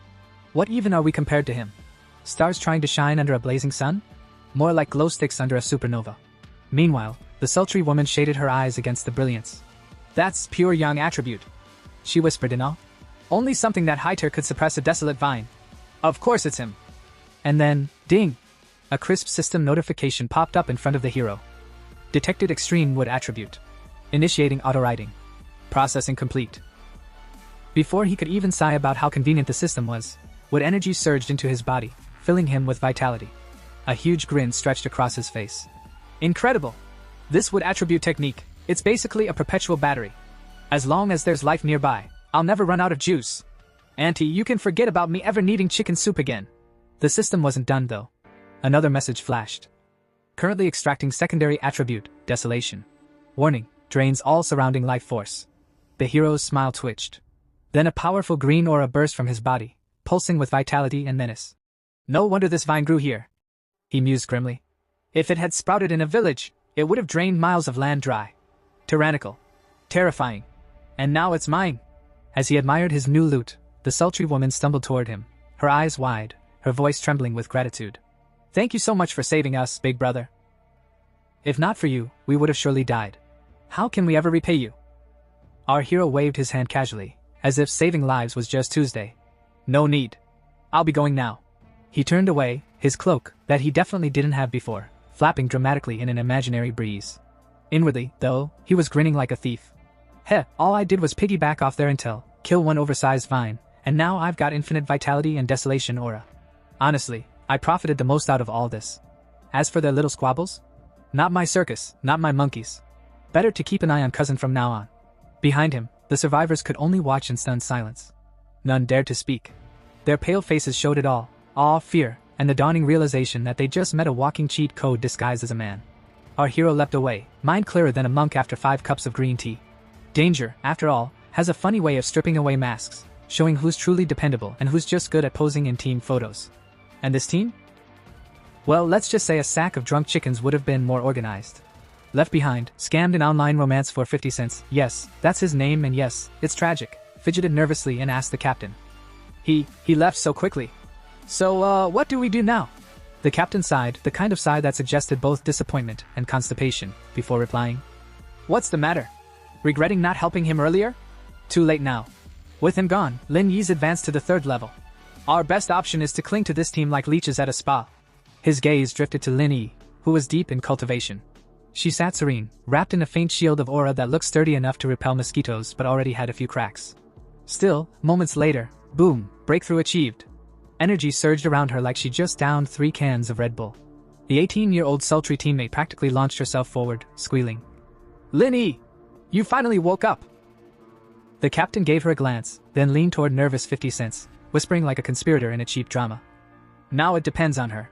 If she's rational, she won't burn bridges with us. But forget that for now. Focus on that mysterious man. He's the real problem.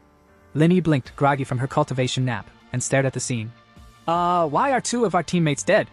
And also, why do these vines look like they auditioned for a horror movie? Before anyone could answer, a wave of scorching yang energy blasted from behind. Even at a distance, it felt like someone had turned the spiritual thermostat to oven. The captain stepped up, looking all serious, and said, Allow me to explain. And explain he did. Later, Lin Yi walked home, brain buzzing with the captain's words. A mysterious powerhouse had appeared, flat in danger, and left without so much as a business card. Supposedly, even the feral vine that had been terrorizing them now floated in the sky like a chastened balloon, refusing to come back down. The vine scared like a chicken, the captain had said with reverence. And that man was a monster. Shaken, Linny reached her apartment. She opened the door and found, surprise, surprise, our hero waiting with a smile as casual as if he'd just come back from buying dumplings. "You're back," he said warmly. But spotting her pale face, he asked, "You okay? You look like you just binge-watched a tragedy marathon." Linny quickly fibbed. "Just tired from studying." The hero nodded. "Good effort. Should we order takeout?" She agreed and scurried to her room, closing the door like she was hiding state secrets. Collapsing on her bed, she muttered, "Breakthroughs are exhausting. Wielding the divine axe takes more mental power than cramming a semester's worth of physics overnight." She scrolled her phone. Because naturally, enlightenment and doom didn't stop anyone from checking notifications. That's when a new message from Jialan appeared. "If any trace of that powerhouse appears, notify me immediately." Linny froze. Jialan never messaged. Carefully, she typed back, "Got it. By the way, do you think the person who saved us was the one from the Dark River Molten Dragon incident? And if so, why would he save us?" Her fingers hesitated, then hit send. Meanwhile, cultivation news headlines popped up. "Breaking news, a tribute god returns. That slash pierced the sun. Heaven's light devoured in white blaze." Lin Yi's jaw dropped. If these reports were true, then her mysterious savior was less, senior, and more. Walking apocalypse. Meanwhile, outside, our hero had already hopped onto his trusty bicycle, yes, a cultivator's weapon of choice apparently, and pedaled off, scheming. Lin Yi's guard should be down now. She won't suspect me watching her. Next step, the desolation attribute. He mused as he rode, narrowly dodging pedestrians.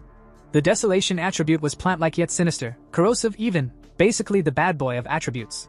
Jamming it straight into his body might turn him into spiritual Swiss cheese, especially since it clashed with the thunder attribute. No, the best way is through something like that ghost vine. It evolved on its own when the spiritual energy revived. That's what birthed desolation. His eyes gleamed. He knew exactly where to go. With a grin, he shifted gears and sped through the streets like a delivery rider on a mission. Destination, the city's forest park. He strolled into the park grinning like a man about to pull off a magic trick. Leaning close, he whispered to himself, "Time to pick a plant that vibes with my spiritual energy. Come on, lucky green soulmate, show yourself." With a flourish, he unleashed his wood attribute aura. A soft green glow burst from him, spreading out like an eager spotlight. Instantly, flowers, shrubs, and even a couple of old trees leaned toward him as though he just announced he was handing out free snacks. The plants weren't just reacting, they were begging. Leaves trembled, petals quivered, and the grass even looked like it wanted to crawl closer. Our hero raised an eyebrow. "So this is how plants flirt back with spiritual energy? Bold move, Mother Nature." "But," he frowned. Still not enough. Determined to turn up the volume, he poured out more energy. And then, bam, a tiny wildflower in the grass began glowing brighter than the rest, pulsing like a disco ball at a spiritual rave. Curious, he crouched down. Could it be the chosen one? He stretched out a finger, gently touching the flower. To his surprise, the little blossom curled around his fingertip, clinging like a clingy puppy. Our hero blinked. "Wait, it's nuzzling me? This is a flower, not a golden retriever." The flower shivered happily, like it couldn't get enough of his aura. Stroking it gently, he whispered, "Out of this entire forest, you're the one who loves me most. Perfect candidate to carry the desolation attribute." He grinned. "I'm ready. Are you ready?" The flower bobbed up and down like it was saying, "Heck yes." Closing his eyes, he funneled energy into it. Ding! System notification, embed desolation attribute into this object? Yes. The moment his power flowed in, the flower lit up like a firecracker. Leaves sprouted, its size swelled, and a frightening aura spilled out, rolling over the garden like a toxic wave. The lush green paradise shriveled instantly. Trees wilted, bushes withered, and within seconds the whole place looked like it had been fast-forwarded straight into post-apocalypse mode. Our hero gawked. 3 seconds. It only took 3 seconds for this thing to drain the whole park? That's way too overbearing. This isn't a flower, it's a demon in disguise. Panicking, he lunged forward to yank the thing out of the soil. But just as quickly, he froze. Wait, if I keep this up, the Spirit Energy Association will be on me faster than loan sharks on payday. This is the city center. Of course it's crawling with surveillance. Still, he ripped it out anyway. Yet even rootless, the flower refused to chill. It kept absorbing energy from everything around like a toddler with an endless juice box. He stared in disbelief. Even without soil, it's still eating? Can it survive like this? But now its greed was oddly tender, like gentle sipping instead of crazed slurping. He smiled faintly, stroking its leaves. Unbelievable. Just a wildflower before, but now, after embedding an attribute, it's evolving. Like I've unlocked its Pokemon evolution stage. Then, flash! Blinding light flooded the area, and a siren wailed. Warning, warning, abnormal value exceeded. Warning. Our hero's grin froze. Crap. He clenched his jaw. They noticed. Time to run before I end up as Exhibit A in some research lab. Without another thought, he bolted out of the park at full speed, clutching the overpowered flower like a man making off with stolen treasure. Meanwhile, alarms blared across the city. Inside the Reiki plant research department, chaos erupted. Scientists spilled their coffee, slapped on their wristbands, and scrambled into protective suits. Abnormal value skyrocketing! One technician shouted. What the heck happened out there? The head researcher slammed the desk, voice booming. Seal the park immediately! Nobody enters. Nobody leaves! Within minutes, a whole squad in white hazmat suits was charging toward the scene. The moment they arrived, one of the researchers checked his instrument, and his face turned the color of spoiled tofu. This is terrifying, he stammered. Earlier at King Cheng's North Gate, the readings had spiked at 810. When they encountered the Dark River Molten Dragon, it had barely hit 25. But here... Exactly! Another member cut in, his voice shaking. Once spiritual energy concentration hits 10, the military usually storms in with tanks and heavy artillery. And this park? It never even came close to 10 before today. Every member clutched a device that looked like a love child of a Geiger counter and a selfie stick. One of them jabbed a probe into the soil and muttered, bewildered. Strange. Humidity, normal. Ground moisture, normal. Sunlight, also normal. Radiation levels? Nothing unusual. But these plants. He bent down, staring at the shriveled grass. It's like their life force was vacuumed out in seconds. The group exchanged uneasy glances. Someone whispered the question that was sitting in everyone's throat. What kind of attribute could do this? Before anyone could answer, a man sprinted over like he'd just seen his ex with someone richer. His face was pale as death. Don't move forward. Don't touch it. This is the desolation attribute. The word detonated like a grenade. Faces blanched. Knees wobbled. One poor in turn nearly fainted. Desolation attribute? Someone croaked. What's that supposed to mean? The team's old professor, beard flowing like he'd stepped straight out of a cultivation painting, cleared his throat dramatically. You've all heard the legends of the sky-hanging vines, haven't you? Every pair of eyes froze. Someone muttered in horror. You don't mean the demonic vine? The one that was classified as an A-level mutation? The professor nodded grimly. Yes. Because of its extreme danger, it was given A-rank status. Countless explorers entered its domain, only to vanish without leaving behind so much as a tooth. Its true terror lies in this attribute, desolation. It drains the life from everything around it. That is the nightmare we face. The word sank in like a bucket of ice water. One trembling rookie turned to the professor. Teacher, if I'd taken one more step earlier, would I already be, fertilizer? The old man's gaze hardened. Yes.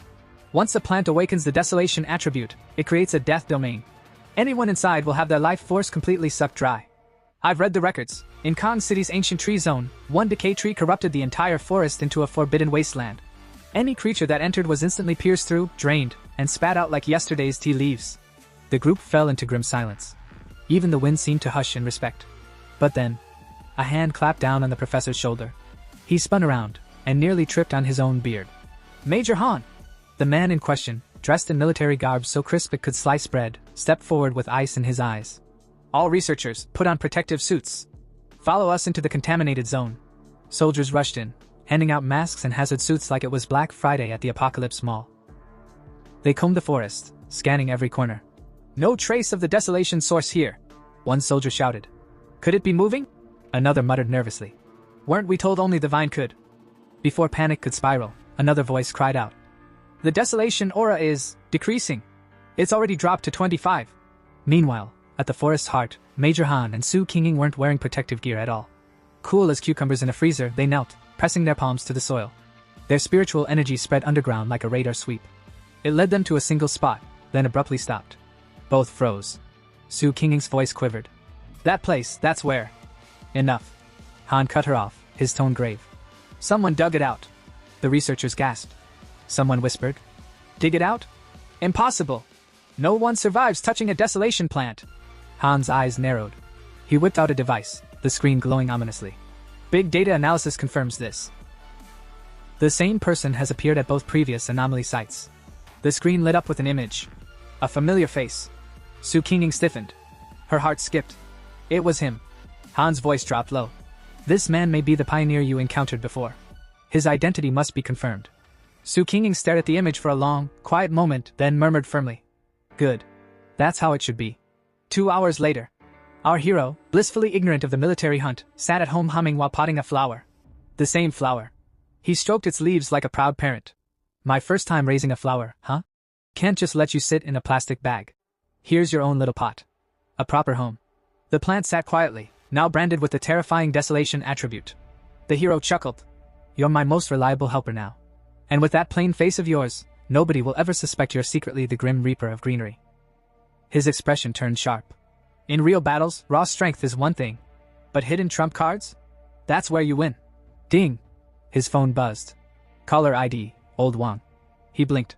Old Wang? That brat from next door? The one who joined the army 3 years ago and vanished? Memories surfaced. Desks shared since childhood, dumb pranks, fights over snacks. He grinned and picked up. So you finally remembered me, huh?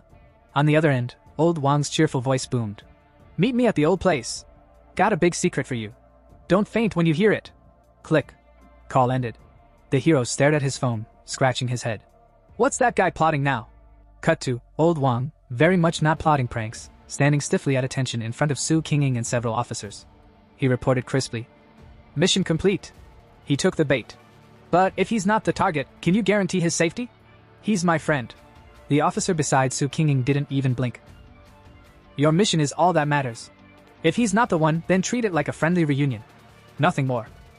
Our hero arrived at the little roadside bar his old friend had told him about. It wasn't anything fancy. A flickering neon sign, a smell of cheap liquor, and 2 mismatched stools wobbling like they'd been through several battles themselves. And there he was, Wang Liang, already halfway to the bottom of a bottle, looking like a man trying to drown 3 years' worth of military trauma in one night. Our hero blinked. Well, would you look at that? The goofy Wang Liang I knew actually looks kinda mature now. Life in the army must have been rough. Before he could say anything, Wang Liang, red-faced and slightly tipsy, lifted his glass and sighed the sigh of a man who'd seen things. Possibly his sergeant's ugly underwear. Brother, these past 3 years. I've felt a lot. Life in the army. He trailed off, his expression halfway between wise and wobbly. Our hero chuckled and replied. I've been doing alright too. Got into junior college, not too bad, huh? He said it with a grin, but inside, his mind wandered to darker memories. In my past life, he thought, I never saw Wang Liang again. In the chaos of war, he probably died somewhere no one even remembered his name. But maybe this time, I can change that. Just then, Wang Liang leaned forward, suddenly serious. The alcohol had apparently taken a quick smoke break. Hey, recently, have you seen anything weird? Like zombies, monsters, you know, movie-type stuff? Our hero froze mid-sip, then slowly placed his glass on the table. So that's how it is. The military must already know about the spiritual energy revival. Is he testing me? Feigning confusion, he replied. Huh! What are you talking about?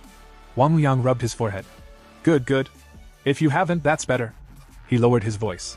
Listen, the reason I came today isn't just for drinks. I came to warn you. I'm not trying to scare you, but in the near future, maybe a few months, maybe a year, everything we value now, money, education, social status, all of it's going to become worthless junk. The world's going to be reshuffled from scratch.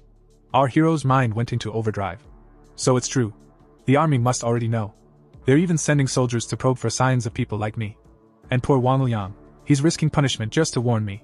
Before he could say anything, Wang Liang's phone suddenly blared to life. Wang Liang! Get back in 10 minutes! Urgent mission! Move! A voice screamed through the speaker. Then click, call over. Wang Liang shoved his phone into his pocket, stood up so fast his chair almost saluted, and said hurriedly.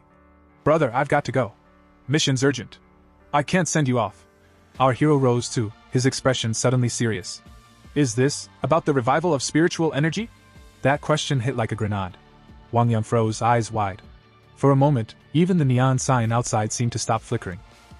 But then our hero stepped forward, placed a firm hand on his shoulder, and smiled. Relax. Take me with you. This meeting wasn't just coincidence, right? Your higher-ups sent you. But don't worry, I know you wouldn't harm me.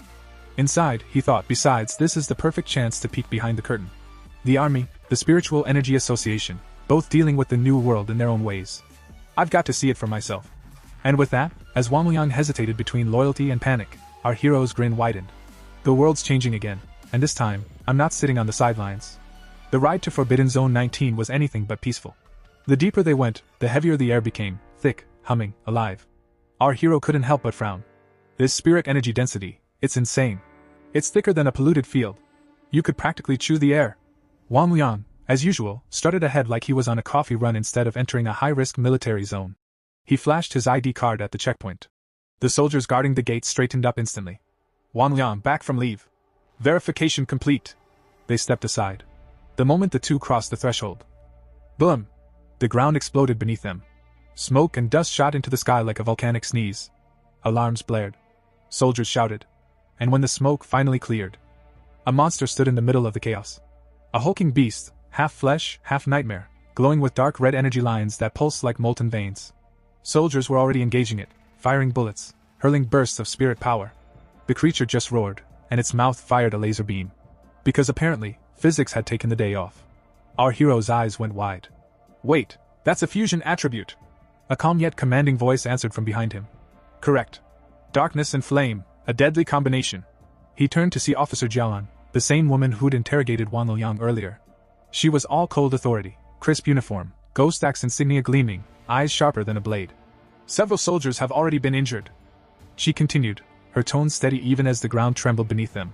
Just then, Wang Liang came sprinting up, slamming a fist to his chest in salute. Reporting in. I've arrived. Jialan's expression twisted faster than lightning. You idiot! You brought a civilian into a restricted spirit zone without authorization. Are you trying to get court-martialed? Wang Liang froze, sweat beading at his temple. Surprise field trip? Jialan glared so hard he almost combusted on the spot, but after a moment she exhaled sharply. Forget it. We don't have time for this. Get in formation! Then she turned her icy gaze to our hero. So this is Fang Yi. Humph. I don't see anything special. Spirit energy response barely detectable. Maybe he's not the one. But she shook her head. Whatever. Since you're here, I'll keep it simple. This is a forbidden zone. From the moment you stepped inside, your life and death are your own problem. And whatever you see here stays here. Understood? Our hero smiled faintly. Crystal clear. Good. Now stay out of the way. Jialan barked out orders. Soldiers moved with mechanical precision. Team Alpha, suppressive fire. Team Beta, spirit barrage on my mark. Two soldiers unleashed brilliant waves of spiritual energy that slammed into the beast. Jialan followed up, drawing her pistol with practiced grace. Bang bang bang. 3 to 4 shots struck the creature squarely, each bullet glowing with runic energy. The beast howled in fury, shaking the entire field. Its aura darkened, flames erupting from its body as soldiers shouted in panic. It's mutating! It's evolving again! Oh great! Our hero muttered. Just what we needed. Pokemon Evolution, Nightmare Edition. The monster lunged, claws flashing, eyes blazing. A soldier screamed. Li! Watch out! But before the claws could strike, Jialan fired again, bullets cutting through the air like meteors. Keep your distance! She roared. Do not let it complete its evolution! Our hero watched quietly, arms folded, even as chaos erupted around him. A disciplined unit. Perfect coordination. Every soldier trusts the others completely. Together, they fight like one living organism. He smiled. Beautiful. But this isn't enough. Suddenly, his expression darkened. Everyone, fall back! He shouted. You can't fight that thing head-on! But it was too late. From the beast's body burst a violent wave of purple energy, exploding outward like a shockwave of pure death. Jialan's voice cut through the roar. Raise the alert level! Forbidden Zone mutation level, Gamma! No retreat authorized! The soldiers braced themselves. The creature, now fully mutated, loomed like a demon out of legend. Jialan shouted. Careful! The Hellhound has completed fusion, darkness attribute fully integrated. Our hero's heart seized. Wang Liang was standing right in front of it, frozen in terror. Wang Liang! Move! Jialan screamed. But he couldn't. His body refused to obey. Our hero clenched his fists, lightning flickering around him like angry fireflies. Damn it! The beast roared and swung its claws. Wham! Wang Liang was sent flying, crashing to the ground near our hero. Blood splattered across the dirt. Wang Liang! Our hero dropped to his knees beside him. His friend coughed violently, blood staining his lips but a faint grin on his face. Don't worry about me. I just reinforced the restraining collar with my spirit energy. He coughed again. We, the soldiers of Forbidden Zone 19, don't back down. Seeing his friend broken and still trying to stand, something snapped inside our hero. Lightning roared to life around him, the air crackling with fury. His calm smile was gone, replaced by raw determination. The battlefield was chaos, explosions, smoke, and the unholy roars of the mutated hellhound tearing through the air. Officer Jialan barked her orders with a voice like steel. Everyone! No matter what it takes, whatever tactics or methods, even if it costs us our lives. But before she could finish, a streak of blue lightning shot past her. ZZZZTT. Her words caught in her throat as her hair whipped in the sudden wind. Wait, what the HEY? What do you think you're doing? Our hero didn't answer. He was already gone, a blur of crackling light charging straight toward the beast. The soldiers barely had time to blink. Is he insane? One shouted. He just ran into a Class B monster alone. But our hero wasn't insane. He was furious. Lightning coiled around his arms like living serpents, his eyes blazing like thunderclouds ready to burst. His rage crackled in the air, sharp, electric, unstoppable. You hurt Wang Liang, he thought, and for that you pay. He dashed forward, leaving scorch marks in his wake, and roared. You're far too arrogant. Time to shatter that pride of yours. The hellhound roared back, its molten red eyes flaring with hatred. It swung its claws, slicing through the air, each strike powerful enough to tear steel apart. But our hero? He vanished. In the blink of an eye, he was already behind the beast. Lightning danced across his fingertips, gathering, condensing, howling to be unleashed. Divine thunder, he whispered, voice low and dangerous. Descend! The explosion of lightning that followed lit up the entire zone. Boom! Thunder roared across the battlefield as the hellhound's massive body was sent crashing into the ground. The shockwave tore through the earth, hurling dirt and debris high into the air. Even the soldiers had to brace themselves to avoid being thrown off their feet. When the dust settled, the creature lay half buried in a crater, still twitching, electricity sparking across its charred hide. Silence. Absolute silence. A young soldier's voice trembled, breaking the stillness. Was I seeing things? That was a Class B mutation, right? Even Officer Jialan couldn't take it head on. No one answered. Jialan herself stood frozen, standing beside the battered Wang Liang, her sharp eyes wide with disbelief. Wang Liang, half conscious, managed a shaky grin. Officer, don't tell me my brother is actually... Jialan cut him off, her voice tense, almost reverent. Yes, none of us saw wrong. She exhaled, eyes locked on the figure standing amidst the smoking crater, lightning still crackling around him like a god descended from the storm. He truly is, the tyrant we've been searching for. The battlefield was quiet now, eerily quiet. The massive beast that had terrorized Forbidden Zone 19 lay sprawled across the shattered ground, its charred body twitching weakly, refusing to accept its fate. Even half dead, it tried to rise again. Our hero stared down at it, eyes cold, voice steady. Still not dead? Then I guess we'll do it the hard way. He turned slightly. Officer Jialan, Old Wang, both of you fall back. From a distance, Jialan's heart tightened. A B-level mutation, and he's handling it solo?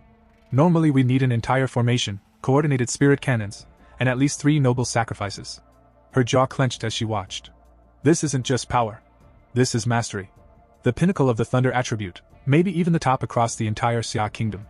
If spiritual energy ever fully revives, what kind of monster will he become? Up ahead, our hero slowly raised his right hand. The air trembled. The sky darkened, clouds twisting into a colossal vortex. Lightning gathered above like 1,000 dragons preparing to strike. Crack, boom! Thunder roared as a storm of blinding lightning tore through the heavens, slamming down onto the beast. The entire zone lit up like day. The creature shrieked once, and was no more. Jialan's breath caught. Her chest tightened with awe and dread. He truly lives up to the title. Tyrant. That name suits him perfectly. As the storm faded, the soldiers stood frozen, staring at the smoking crater where the hellhound had been. One soldier swallowed hard. I think my neck just went cold watching that. Another trembled. Why does lightning feel 100 times scarier than darkness? I could handle corrosion, but that? Nope. I'm out. Then, slowly, the hero turned around, calm, unbothered, hands in his pockets like he hadn't just nuked a B-class monster. Wang Liang came running, face full of relief and disbelief. The hero grinned and gave him a thumbs up. Wang Liang, I did it. Wang Liang let out a shaky laugh, eyes misty. You bastard. You scared me half to death. He ran up and slapped his friend's shoulder. I never imagined my big brother would turn out to be this much of a monster. The hero smirked, brushing off the hit. Oh? I hit the dog and you hit me? That's how we're doing things now. Sorry. Wang Liang scratched his head, embarrassed. I actually suspected you were a pioneer. Orders from the higher-ups. I had to bring you in. The hero chuckled, placing a hand on his shoulder. What? After 3 years, you're talking like we're strangers. You think I don't know you by now? Before Wang Liang could reply, a familiar voice spoke behind them. Fani. They turned. Officer Jialan was walking toward them, uniform slightly scorched, eyes sharp as ever. She extended a gloved hand toward him. Thank you, she said simply. For your help. He smiled and shook her hand. No need for thanks. Just think of it as saving a friend. She nodded slightly. Forgot to introduce myself earlier. I'm Jialan, commander in charge of Forbidden Zone 19. You didn't just save a friend, you saved the entire zone. Her tone softened just a fraction. I'd like to exchange contact information. I'll need to make a full report about this incident. Of course, he replied casually. Beside him, Wang Liang grinned so wide his face might split. Watching a senior officer salute his childhood friend, now that was something to brag about for the rest of his life. Jialan turned serious again.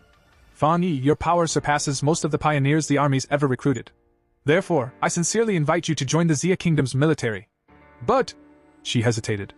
An invitation from a mere restricted zone guard might not be worthy of your level. Not worthy. Even as she said it, her thoughts swirled. He's only at the 3rd star of the ghost carving realm, yet he's already fighting beyond the spirit creation tier. How is that even possible? Our hero raised an eyebrow. So you're saying even you don't feel qualified to invite me? Jialan nodded firmly. Yes. And I'm not ashamed to admit it. We were only ordered to understand your situation, not involve you in this fight. But I believe the higher-ups will come for you personally soon enough. He smiled, his tone warm but teasing. It's not that serious. Actually, I really respect you all. Not everyone has the courage to risk their lives protecting others. I've never seen soldiers fighting up close before. And honestly, it moved me a little. Jialan's stern gaze softened. Thank you? He laughed lightly. So, if there's ever trouble in the future, feel free to call me. You protect civilians in peace. I'll protect you when things get messy. Deal? Then, with that mischievous glint in his eyes, he added. Of course, on one condition, no restrictions on my cultivation, and no one gets to boss me around. Jialan didn't argue. She simply nodded. Understood. Our hero stretched, glancing toward the smoking horizon. Well then, I should get going. Jialan returned his nod. All right. Wang Liang and I still need to process the Hellhound's corpse.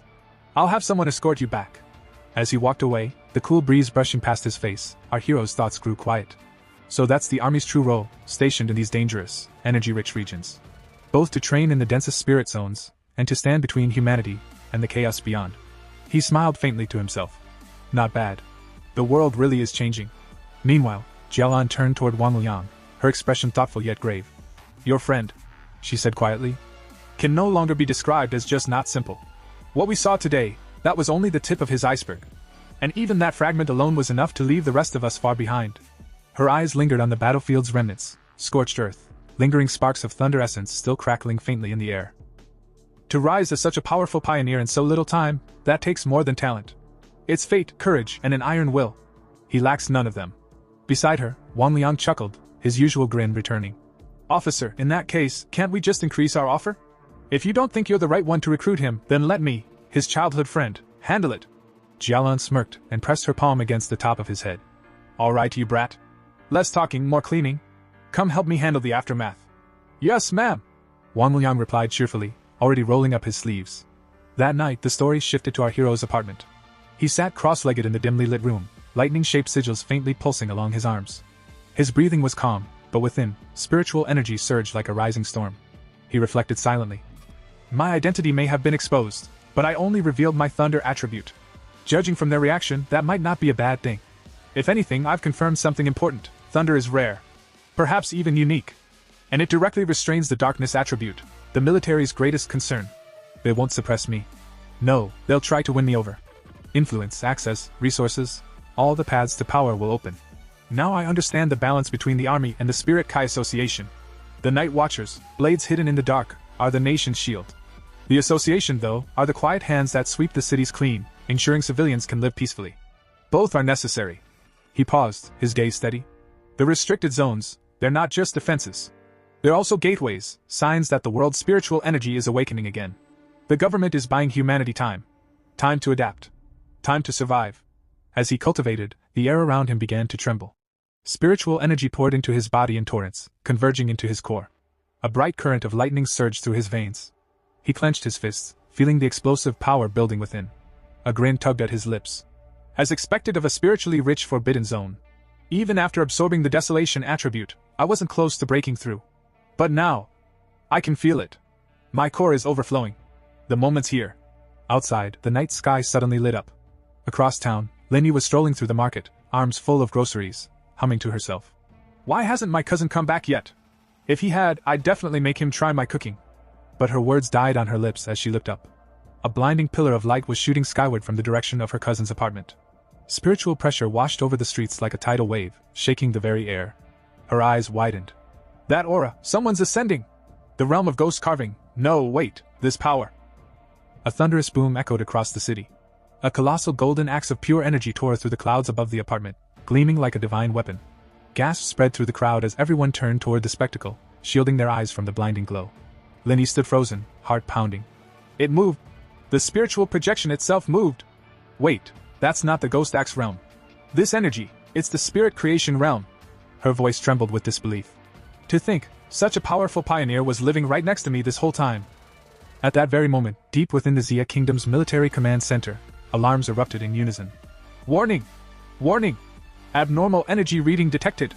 Fluctuation levels, 99. Repeat, abnormal value has reached 99.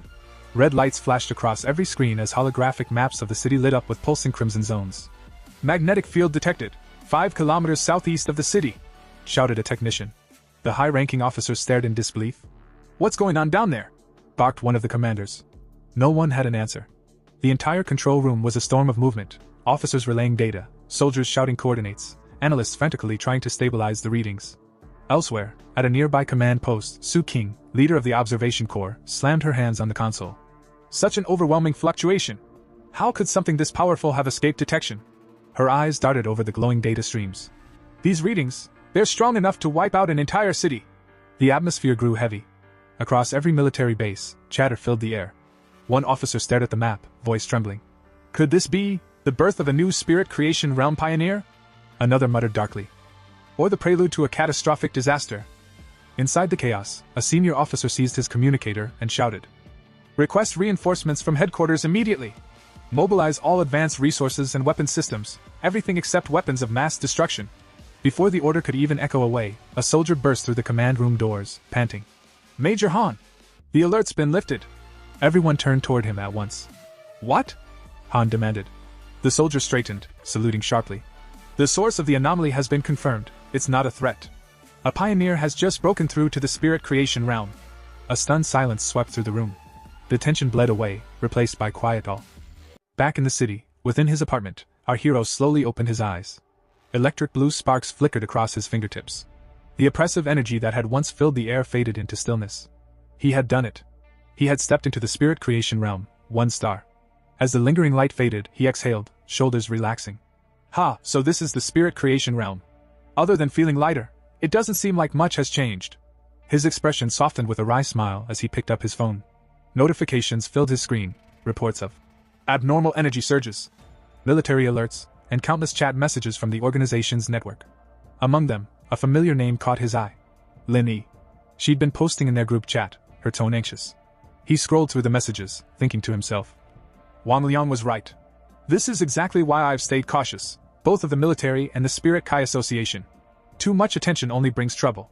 That's why I've kept my Solar Flame attribute and the Scarlet Fire Sword technique hidden. He typed a short reply. Don't worry. I'll handle it. I still have a trump card left. It was signed simply, Fong. Just then, the door creaked open. Lin Yi stepped in, carrying a food container. I'm back, she said brightly. Cousin, have you eaten? I brought you something.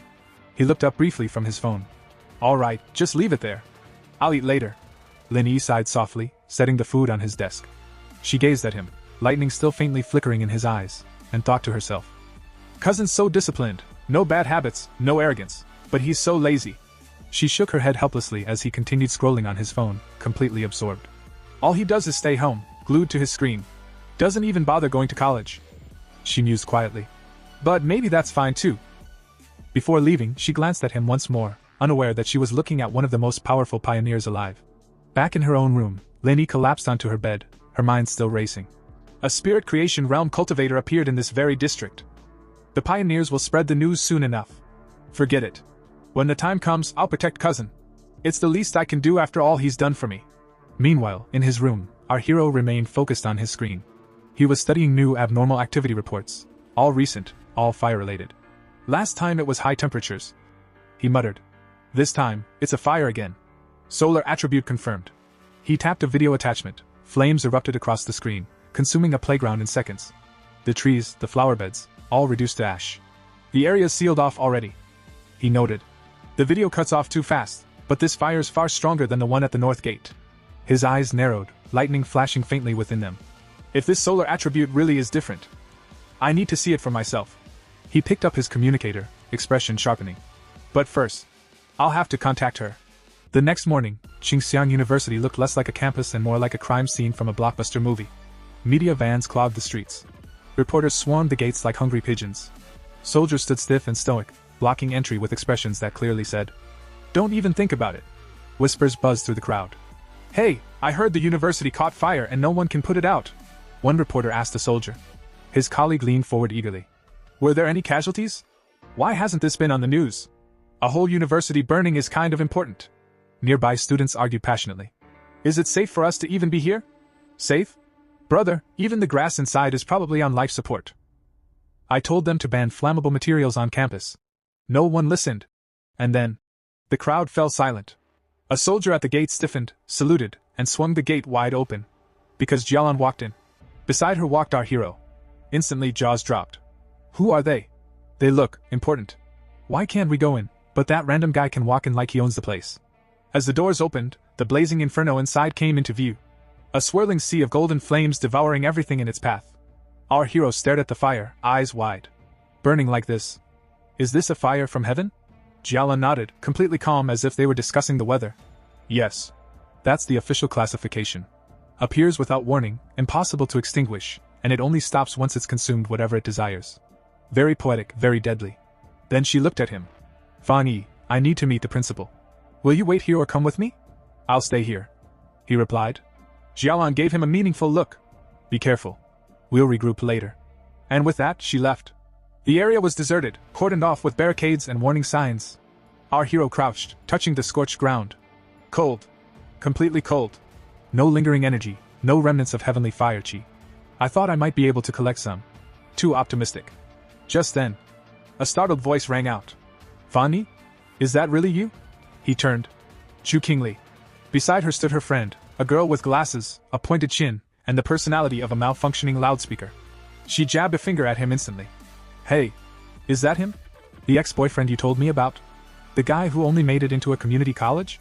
She burst out laughing, slapping Chu Qingli's shoulder like she was trying to dislocate it. Brother, I understand now. You still have feelings for Qingli, don't you? But please, look at reality. Look at yourself. Do you honestly think you stand a chance? Our hero blinked slowly. Lingering feelings? For her? More students gathered, sniffing drama like sharks sensing blood. Isn't that Chu Qingli? Who's that dude with her?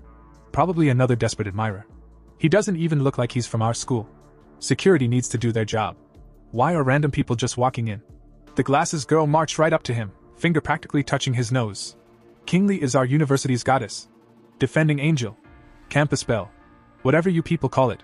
She has suitors lined up from the gate to the cafeteria, all better than you. So leave. This place isn't for you. She huffed, eyes narrowing suspiciously. And we're under lockdown. So how did you get in? If you can't explain yourself, I'll report you to security. Chu Qingli looked conflicted. Didn't he swear he'd never regret breaking up? Then why is he here? Is he chasing me again? Before the drama could escalate, Jialan returned. Her presence hit the crowd like a pressure wave. Students fell silent. Even the loudspeaker girl's fingers slowly drifted downward like a defeated antenna. Jialan raised an eyebrow. Fan Yi, are these your friends? He shook his head calmly. No. Just high school classmates. Not friends. Jialan nodded, a faint smile playing at her lips. Ah. I see. Just classmates, not friends.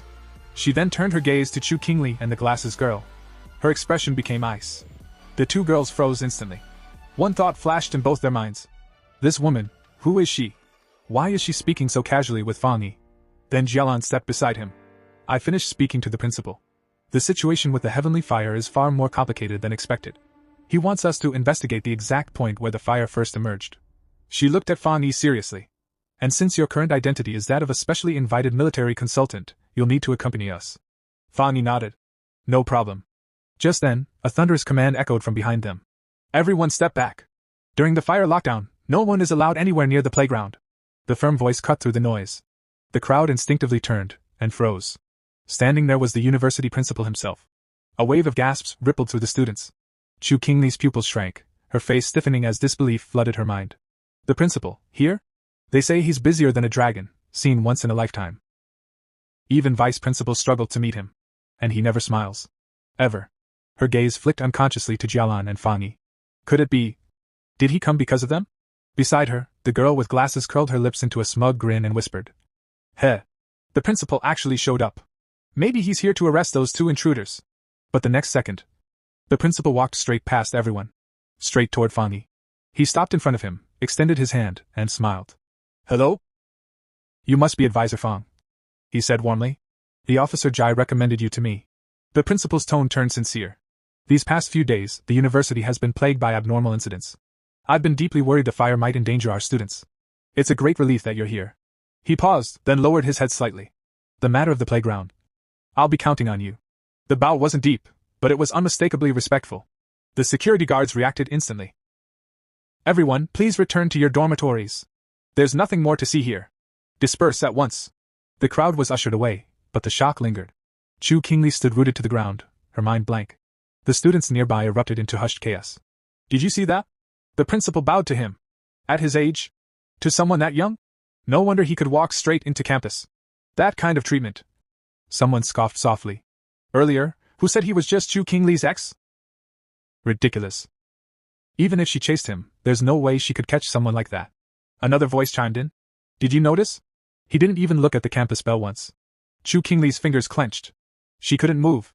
She couldn't breathe. Ahead, Fang Yi walked alongside the principal and several military officers as they moved deeper into the restricted area. As they walked, the principal explained gravely. "After the golden light at the academy's north gate dissipated, we thought the situation had stabilized.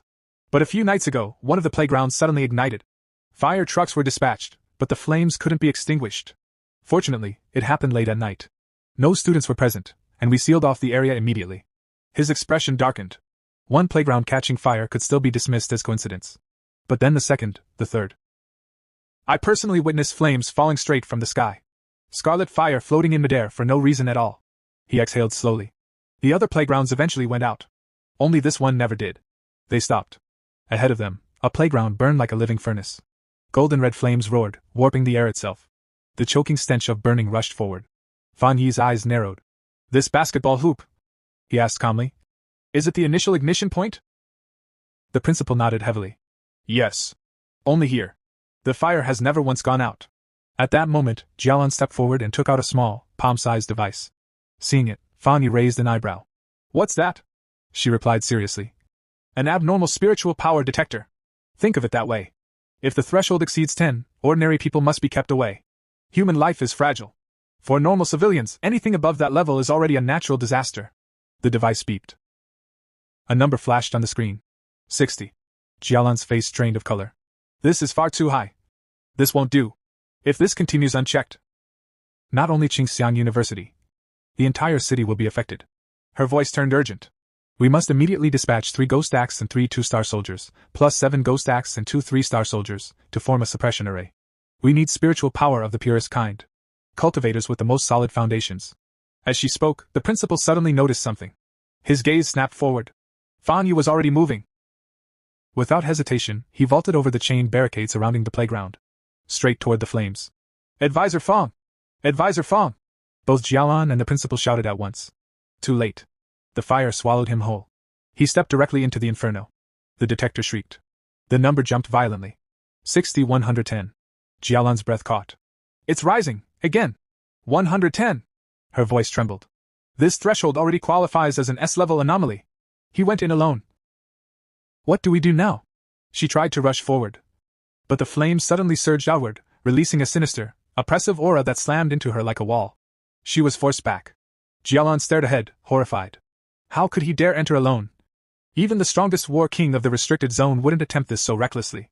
Meanwhile, Fan Yi advanced steadily into the heart of the blazing inferno, walking straight toward the very center where the fire was erupting. With every step forward, waves of scorching heat crashed against him. As he moved, his thoughts remained calm and precise. "Last time, the yang attribute shielded me from lightning. Naturally, this heavenly fire can be blocked as well. But while the attribute protects my body, I still can't directly touch the source flame. Nor can I activate techniques within its core influence. That means I must get as close as possible, first." Just as he reached the central zone, the flames suddenly twisted. Fire surged upward, condensing violently into the shape of a dragon.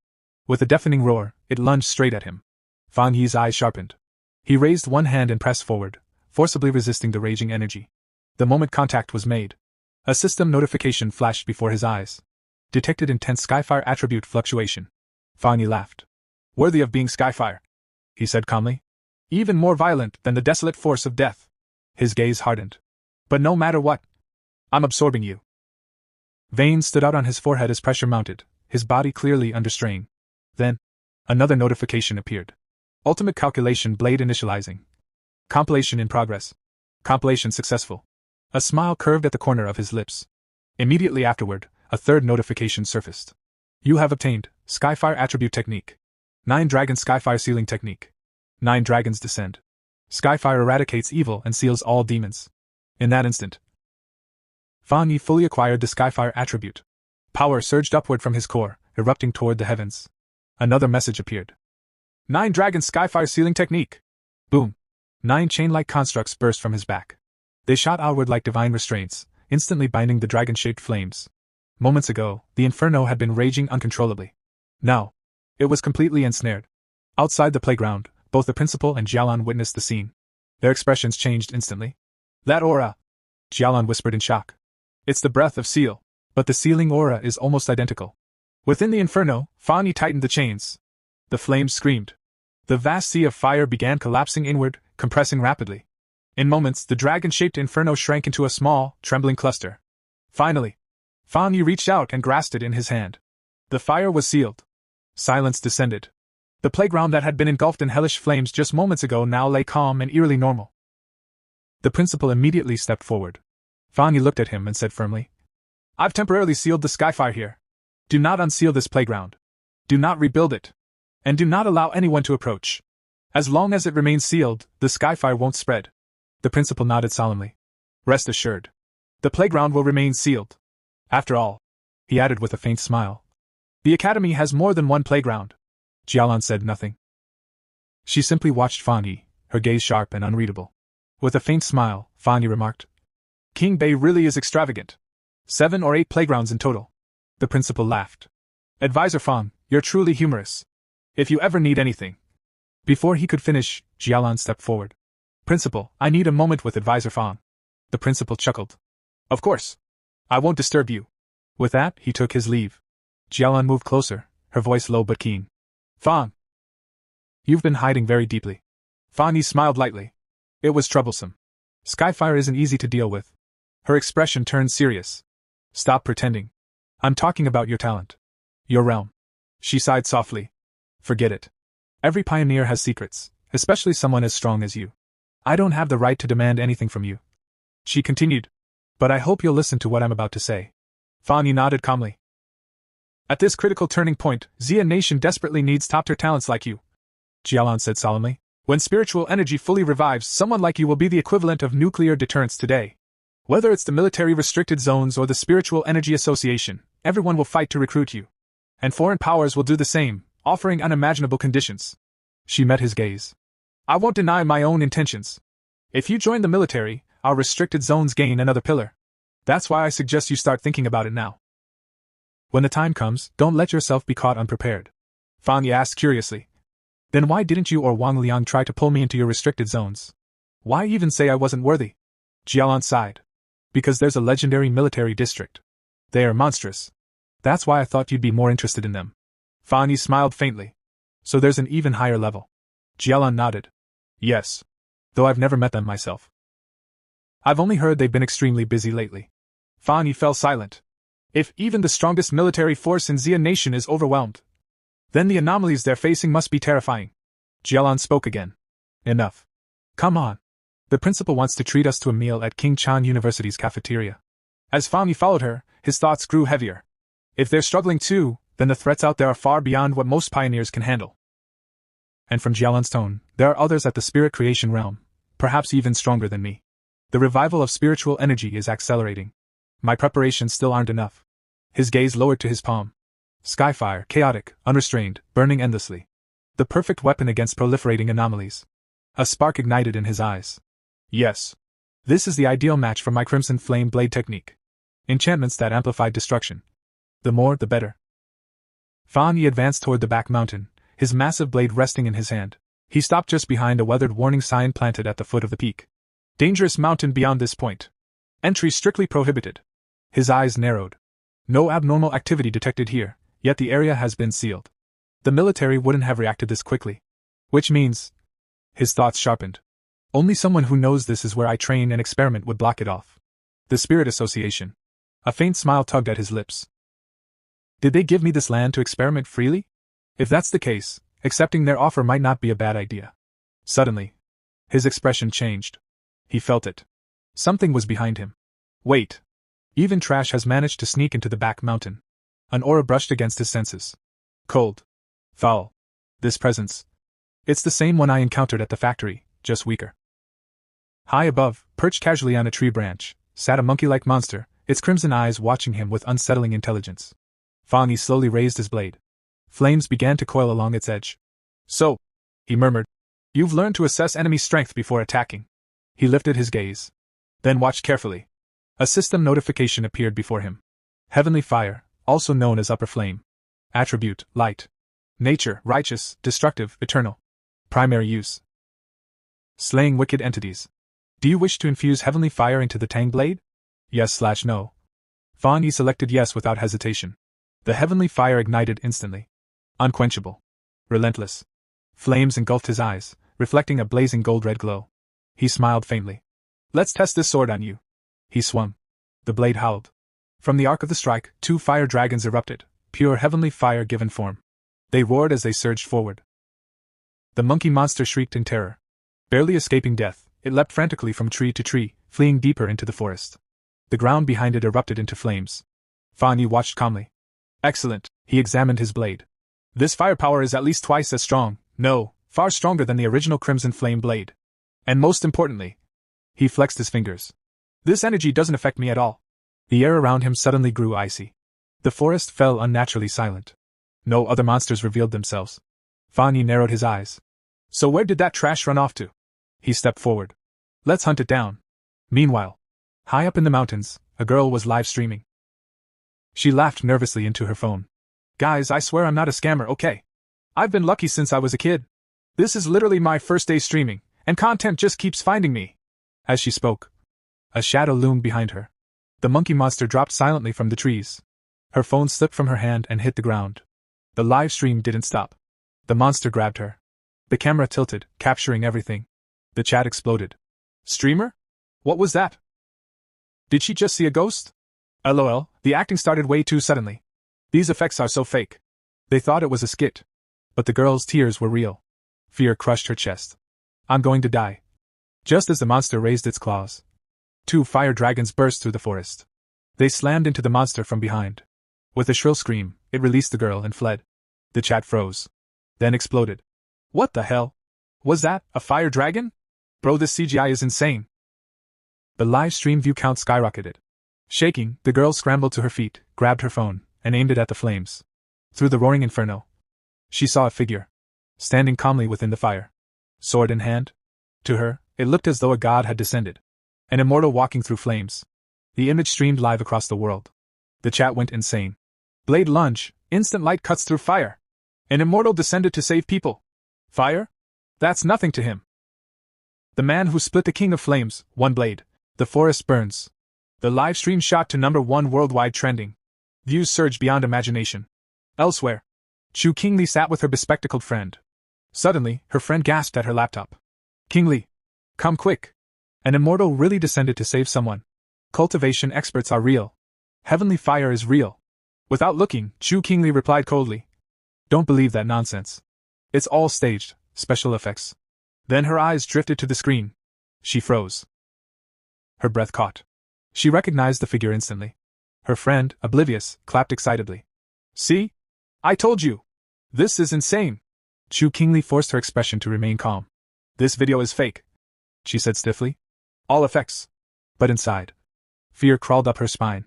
Impossible. That can't be him. It just looks similar. If it really were him, he'd have been burned to ashes by now. Her fists clenched. And if it really is him, would he take this chance to get back at me? Her jaw tightened. No. I'll never bow my head. The scene shifted once again. This time, to the 81-year-old sultry woman and Lin Yi. Both of them were staring at the same live stream. Flames. A blade. A figure standing calmly within the inferno. The sultry woman narrowed her eyes, then turned toward Lin Yi. Doesn't he look familiar? She asked slowly. Like the pioneer who saved us from those vine creatures? Lin Yi's gaze darkened. I was thinking the same thing, she replied seriously. And recently, I found out that a top-tier expert who broke through to the spirit creation realm lives near my place. She paused, then added quietly. Could they be the same person? The live stream played endlessly across screens everywhere. In another place, a young girl leaned toward the boy beside her, eyes shining. Old lie, don't you think that's Fong? She whispered. He looks even stronger now. The boy swallowed hard and nodded. Damn right. That blade swing. It's exactly the same. He grinned with awe. We really latched onto a monster-level big shot. The narrative shifted again. Inside the Spirit Association headquarters, a heavy silence filled the hall. Several seniors sat gathered around a long table, expressions grim. The city's crisis is drawing closer, one elder said slowly. And our pioneers are severely understaffed. Others nodded, voices overlapping with concern. Then another senior spoke. I heard the military already held in-depth talks with Fang Yi. At that, Su Qinging immediately spoke up, her tone firm. I trust him, she said without hesitation. He'll definitely help us. Nearby, Jailon leaned back in her chair, murmuring with a mix of awe and disbelief. To reach the spirit creation realm in such a short time. She exhaled. What kind of monster is he? Even anomalies tremble before him. And how many high-level attributes does he even have? At the main seat, Han leaned forward, fingers interlocked. 3, he said calmly. Maybe more than 3. He straightened, his voice steady and decisive. With potential like that, our current threats are nothing more than clown antics. Recruiting him is the only logical choice. Jailon looked up sharply.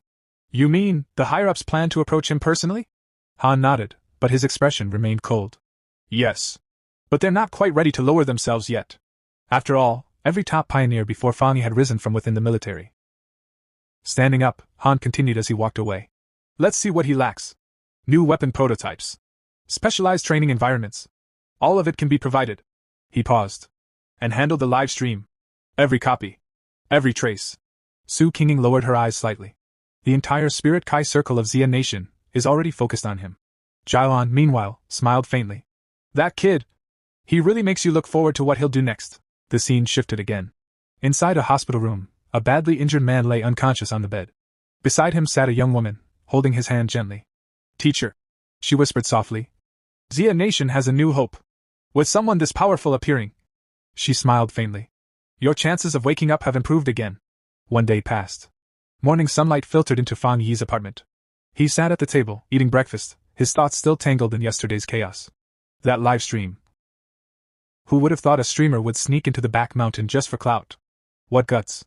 And yet, the video had vanished completely. The live stream. The reposts. Every trace erased. Military, or the Spirit Association. He muttered. Then his eyes flicked toward the door. Wait. Lenny didn't come back last night. She didn't even send a message. His brow furrowed. Even if it was a mission. He grabbed his phone and tried calling her. No connection. Again. Nothing. Outside the service area. His expression darkened instantly. That girl wouldn't be this careless. Unease crept into his chest.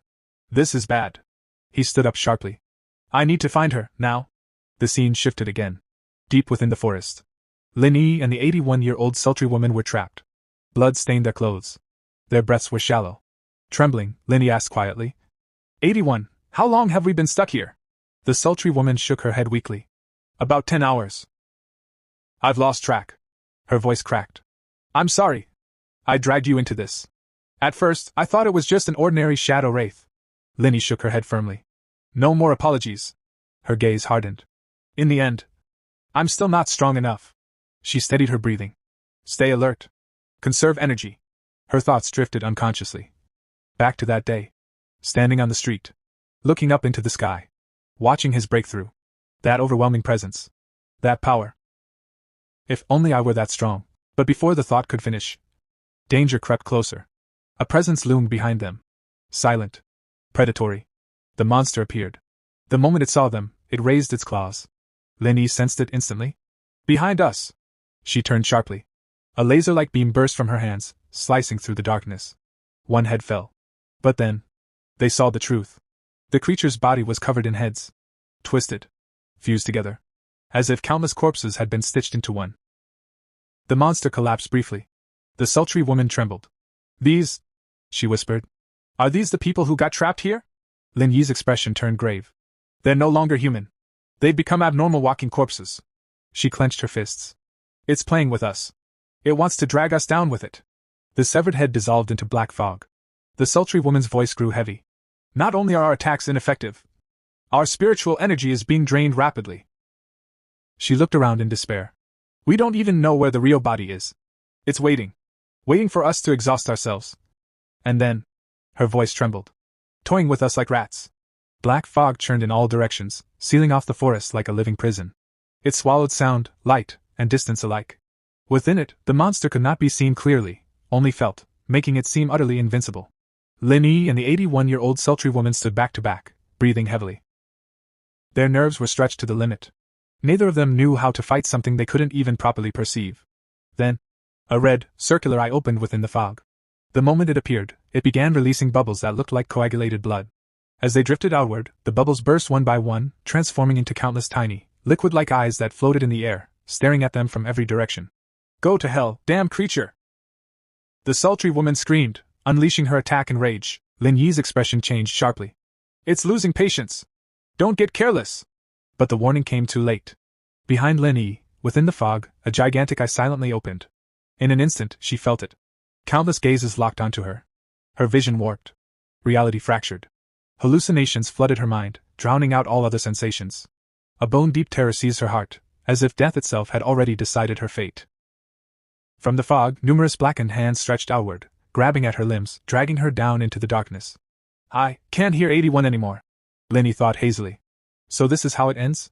Regret washed over her. I was too reckless, too confident. I thought the two of us could handle this mission alone. But the path of cultivation had always been cruel. She had known this day might come, disappearing in some nameless corner of the world. I wonder, what will the world look like after this? What role will the hidden pioneers play as spiritual revival surges forward? She would never see it. Her eyelids slowly grew heavy. She tried to lift her hand, but her body no longer obeyed. Then, boom! Lightning tore through the darkness. A blinding bolt ripped the fog apart, its radiance shredding the black mist like paper. From within the lightning, a figure emerged. Our hero stood there, smiling faintly as he looked down at her. You almost slipped right out of my hands, he said with a laugh. Lin Yi's eyes widened in shock. At that moment, he was already right in front of her. He stepped forward and slammed his lightning-charged hand into the ground. Crack! A devastating surge of lightning exploded outward, annihilating the fog in a single strike. Lin Yi stared at him, stunned. My cousin. He saved me. This wasn't an ordinary person. But before she could process it, the monster reformed. Its grotesque body of countless eyes and dark energy lunging toward him. Be careful! Lin Yi shouted desperately. The abnormal's true body is on your right rear side. Our hero merely chuckled. He drew his sword. Perfect, he said calmly. Let's see how heavenly fire handles darkness. With a single swing, flames erupted, condensing into a roaring fire dragon. The blazing dragon crashed into the monster. Roar! Darkness screamed as it burned. Fire engulfed the forest, purging the black fog completely until nothing remained. The abnormal was erased. Not long after, the sultry woman groaned and slowly regained consciousness. She muttered weakly. Are we already dead? Then her eyes flew open. She stared at the sea of flames around them. Holy crap! What is this inferno? She screamed. Did we fall into hell with the abnormal? Calm down, Lin Yi said quickly. Look carefully, we're still alive. The sultry woman froze, then laughed in relief. We're alive. Her gaze shifted, and landed on our hero. Who are you? She asked cautiously. He sheathed his sword and replied casually. All settled. Finally. And I haven't even had breakfast yet. Then he glanced at Lin Yi. You too. The sultry woman's pupils shrank. She stepped closer, her voice trembling. It's you, isn't it? Back in Manhwa Town, at the Death Vines. You were the one who saved us. Our hero smiled helplessly. Am I really that easy to recognize? Lin Yi suddenly stepped forward, stunned. Wait, are you saying the powerful fire tribute master who saved you is my cousin? The sultry woman's jaw dropped. Oh my god! That super expert is your cousin? Didn't you always say he was ordinary? Our hero rubbed his forehead. Then the sultry woman grabbed Lin Yi's arm excitedly. This is the man who split the wasteland with one strike. Forced Uncle Ghost Axe 3 stars to his knees. Even caught Sister Jylin's attention. Lin Yi's thoughts exploded. Fire attribute, lightning attribute, both at terrifying levels. Could he be a dual attribute genius? Wait. Could the spirit creation master in our district actually be him? Our hero cut in. All right, enough. I have a question. He looked at them seriously. You know a dark attribute abnormal can't be handled like a normal one. So why did only the two of you come? Where are your teammates? The sultry woman sighed. Wu Mao fell seriously ill. His family locked him down. Uncle had a harder mission. The rest, we don't always act together. Linny added quietly. This time was my mistake. I thought breaking through to Ghost Axe 3 stars would be enough. Our hero nodded thoughtfully. This team won't last much longer. He looked at Linny. Back then, 81 wasn't satisfied with her teammates. Yet now she defends them. That's loyalty. And you've already sensed what's coming. He paused. Since you both know who I am and I trust you, how about we form a team? But this stays secret. The sultry woman's face lit up. Really? Of course. My lips are sealed. Linny smiled warmly. Thank you, cousin. Tonight I'll cook 2 extra dishes. Just then, her phone buzzed. Sister Gallon messaged me. Extreme Dark Zone mission notification. Collect required items. Dark attribute related. Think carefully before applying. Linny explained. The extreme dark zone lies within the nation's forbidden dark borderlands. The dark attribute there is overwhelming. Even the government hasn't fully explored it. Our hero's expression turned solemn. Then we should try. Ask her what the objective is. 81 scoffed. Sister Gallon never explains. Another message arrived. Objective, withered bloom flower. Reward significantly increased. Danger extremely high. Team required. Then one final message appeared. This mission may involve an S-class abnormal. Death rate extremely high. Only register with strong, reliable pioneers. The story briefly shifted to Gallon. She was walking alongside several military personnel, her expression calm as she typed messages into her communicator. As her fingers moved, she murmured softly to herself. That's enough. A faint smile flickered across her lips. Now let's see whether he chooses to come. Back on the other end, our hero raised an eyebrow as he read the message. Strong and reliable pioneers. That's pretty direct. He muttered. It almost sounded like a provocation. I know you. I know someone like you would be interested. Do you dare to come? He turned toward Linny and laughed lightly. Cousin, looks like she's pointing straight at me. A spark lit up in his eyes. Interesting. This extreme dark zone. He grinned. I definitely want to take a trip there. Elsewhere, Jailon was typing when 2 young women, clearly her escorts, stepped closer behind her. Sister Jailon? One of them began carefully. Their team. Before she could finish, Jailon raised a hand, stopping her cold. It's fine, she said calmly. If he's a pioneer worthy of Zine Nation's trust, he will come. The bodyguard hesitated, then tried again. But if he doesn't come, then this batch of pioneers will. Jailon cut her off, her voice steady and resolute. If he doesn't come, then it simply means the time isn't right. She turned slightly, her gaze sharp. Do you really think the mission to retrieve the withered grace flower is just a way to send powerful pioneers to their deaths? Both girls stiffened immediately. Sister Jailon. But Jailon had already placed the bouquet she was holding onto the table. Her voice carried weight. Only by retrieving the withered grace flower can we save more pioneers, she said firmly. Whether it's the future backbone of Zine Nation, or those who have already fallen, the top-tier core forces whose fates remain unknown. The scene shifted. A hospital room. Jailon stood beside a hospital bed, gently holding the hand of a man lying unconscious. Machines hummed softly around him. No matter what, she said quietly but firmly. We must obtain more withered grace flowers. Her grip tightened. The teacher is the only pioneer in Zine Nation who has reached the Diamond Realm. We must use the flower to heal and awaken him. Her eyes hardened. A Diamond Realm powerhouse in the era of spiritual revival is equivalent to a nuclear weapon today. He is our greatest leverage, before and after the revival, when negotiating with other nations. She inhaled slowly. So even if we have to sacrifice a few forbidden lands, a few squads, or even more pioneers. Her voice did not waver. It's worth it. One of the girls behind her spoke carefully. The mission is important, but your body is also important. Jalen's face flushed with anger. My body? She snapped. Yes, it's important, because my life was given back to me by my teammates. The room fell silent. Realizing herself, Jailon exhaled and lowered her voice. I shouldn't have snapped. Forgive me. One of the girls bowed slightly. Sister Lon, I spoke out of turn. Is your headache acting up again? Jailon raised a hand to her temple, her expression darkening. It's fine, she whispered. The time for medicine hasn't come yet. Her eyes grew distant. This is all in the past now. Blood-soaked memories surged forward. She saw her entire team lying motionless on the ground. One man, his body torn apart, staggered toward her, collapsing at her feet. With his final breath, he spoke. The pitch-black zone truly is terrifying. He coughed violently, blood spilling from his lips. Zolan. The Withered Grace Flower Mission. His voice trembled. We're counting on you alone now. For the teacher. For Zine Nation. For everyone. No! Jailon screamed. I'm not going, Captain. The captain raised his trembling hand, releasing the last of his spiritual power. These are our specialties, he said weakly. We hope you can use them. His eyes met hers. You must come back alive. The memories shattered. Tears streamed down Jalen's face as she whispered hoarsely. They gave me their spirit power. Her shoulders trembled. But they didn't know if it's tainted by blood, or if the withered grace flower isn't harvested completely. Her voice broke. Then it's useless. The story shifted 1 hour and 45 minutes later. Our hero, Lin Yai, and the 81-year-old sultry woman had already traveled a considerable distance. The long march had clearly taken its toll. Panting, the sultry woman complained in a weary voice. How many more kilometers do we have to walk? Hey, I'm talking to you, bossy. You people are so strong, can't you just fly a little? Linny replied calmly. Spirit Kai hasn't developed to the point where humans can fly freely. Even pioneers can't. So they continued on foot. After another long stretch of walking, the world ahead of them gradually darkened until a pitch-black zone appeared on the horizon. Our hero narrowed his eyes and pointed forward.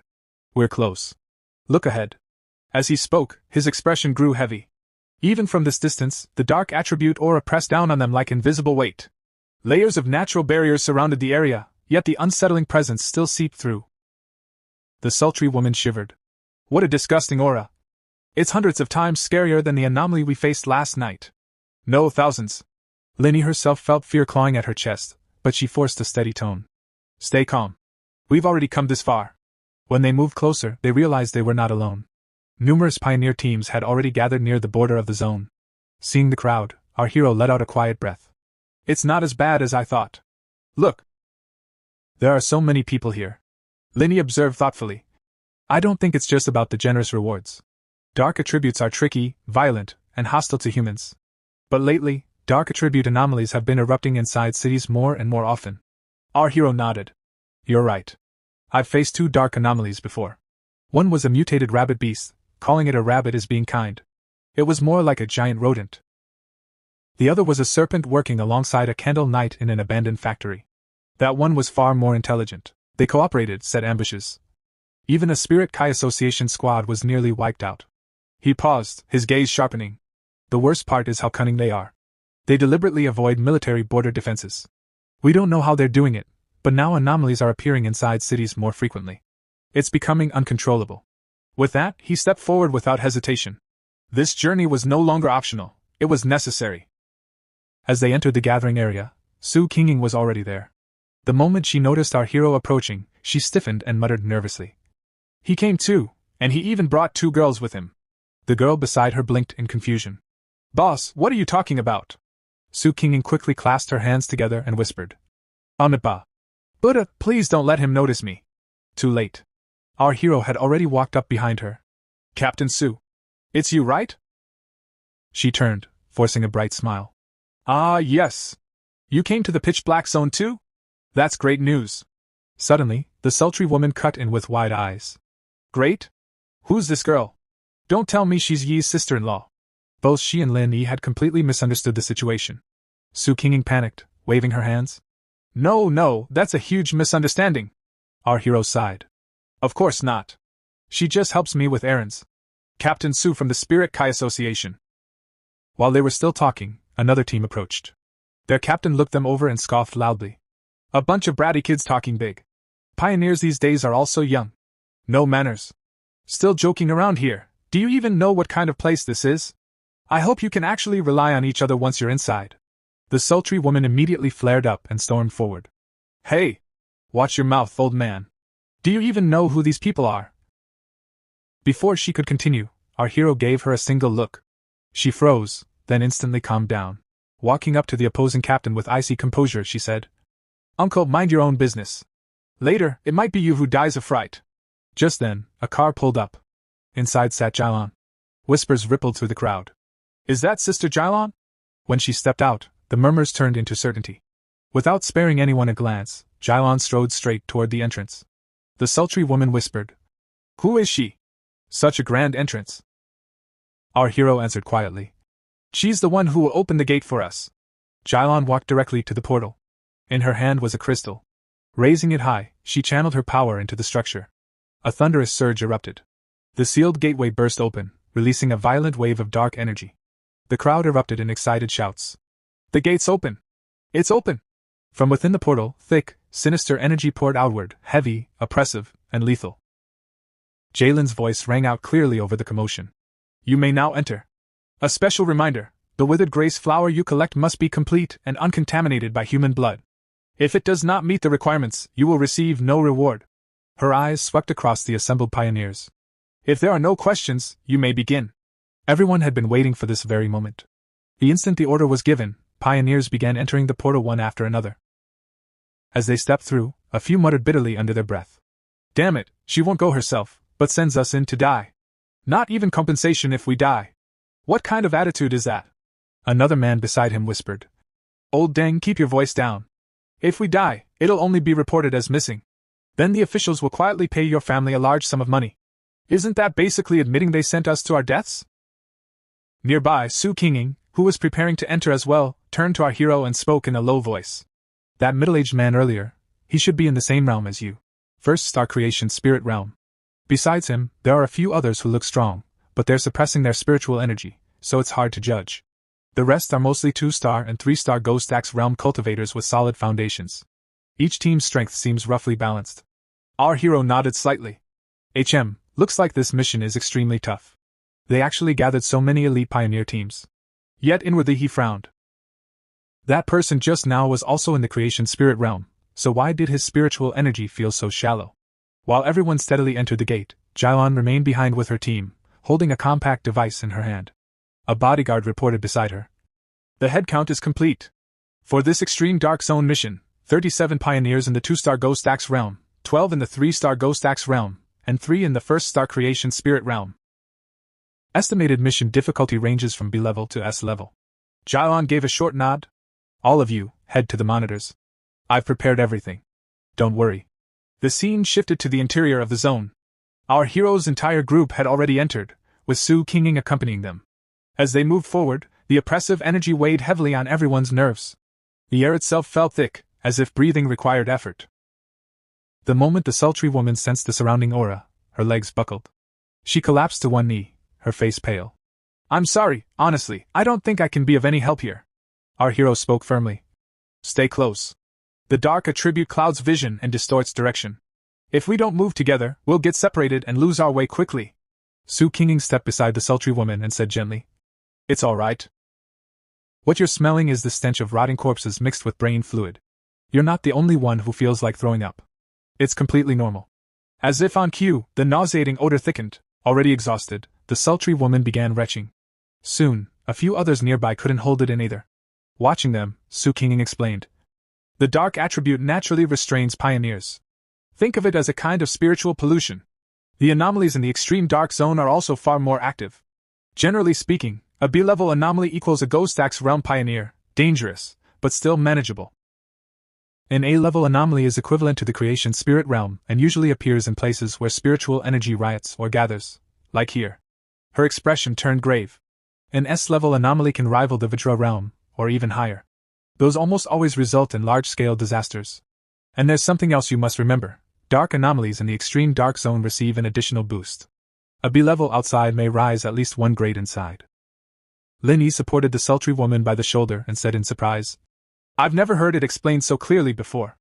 I understand now. But Captain Su, are you and your team all right? Still uneasy, the sultry woman added. Yeah, haven't you been polluted at all? Su Qinging summoned a small crystal into her palm and gave a faint laugh. You're overthinking it. My teammates and I deal with anomalies like this often, we're used to the stench. Besides, I've been pushing myself recently. I evolved from a water attribute to an ice attribute. She handed the crystal over. The sultry woman studied it and said thoughtfully. Since we're around the same level. Captain Su, did you feel what I felt? The moment I entered the black fog, my spiritual power weakened drastically, worse than my last mission. Su Qinging's expression hardened. Yes. Many experts have already perished here, even military elites above the 1st-star creation spirit realm. That's why we must be extra cautious. Seeing their condition, our hero spoke calmly. I'll move ahead. Hurry and follow. This mission is too important. Lin Yi quickly added. The people in front are already out of sight. Let's tighten our formation. From here on, I'll talk less to conserve strength. Everyone, focus your spiritual power. Don't give the black fog any opportunity. Our hero didn't reply aloud, But a thought crossed his mind as he advanced deeper into the darkness. Strange, my body doesn't feel as uncomfortable as theirs. Maybe the enhanced yang and thunder attributes I cultivated have a natural dispersing effect on dark energy. Or perhaps after advancing to the creation spirit realm, my spiritual power simply became much stronger.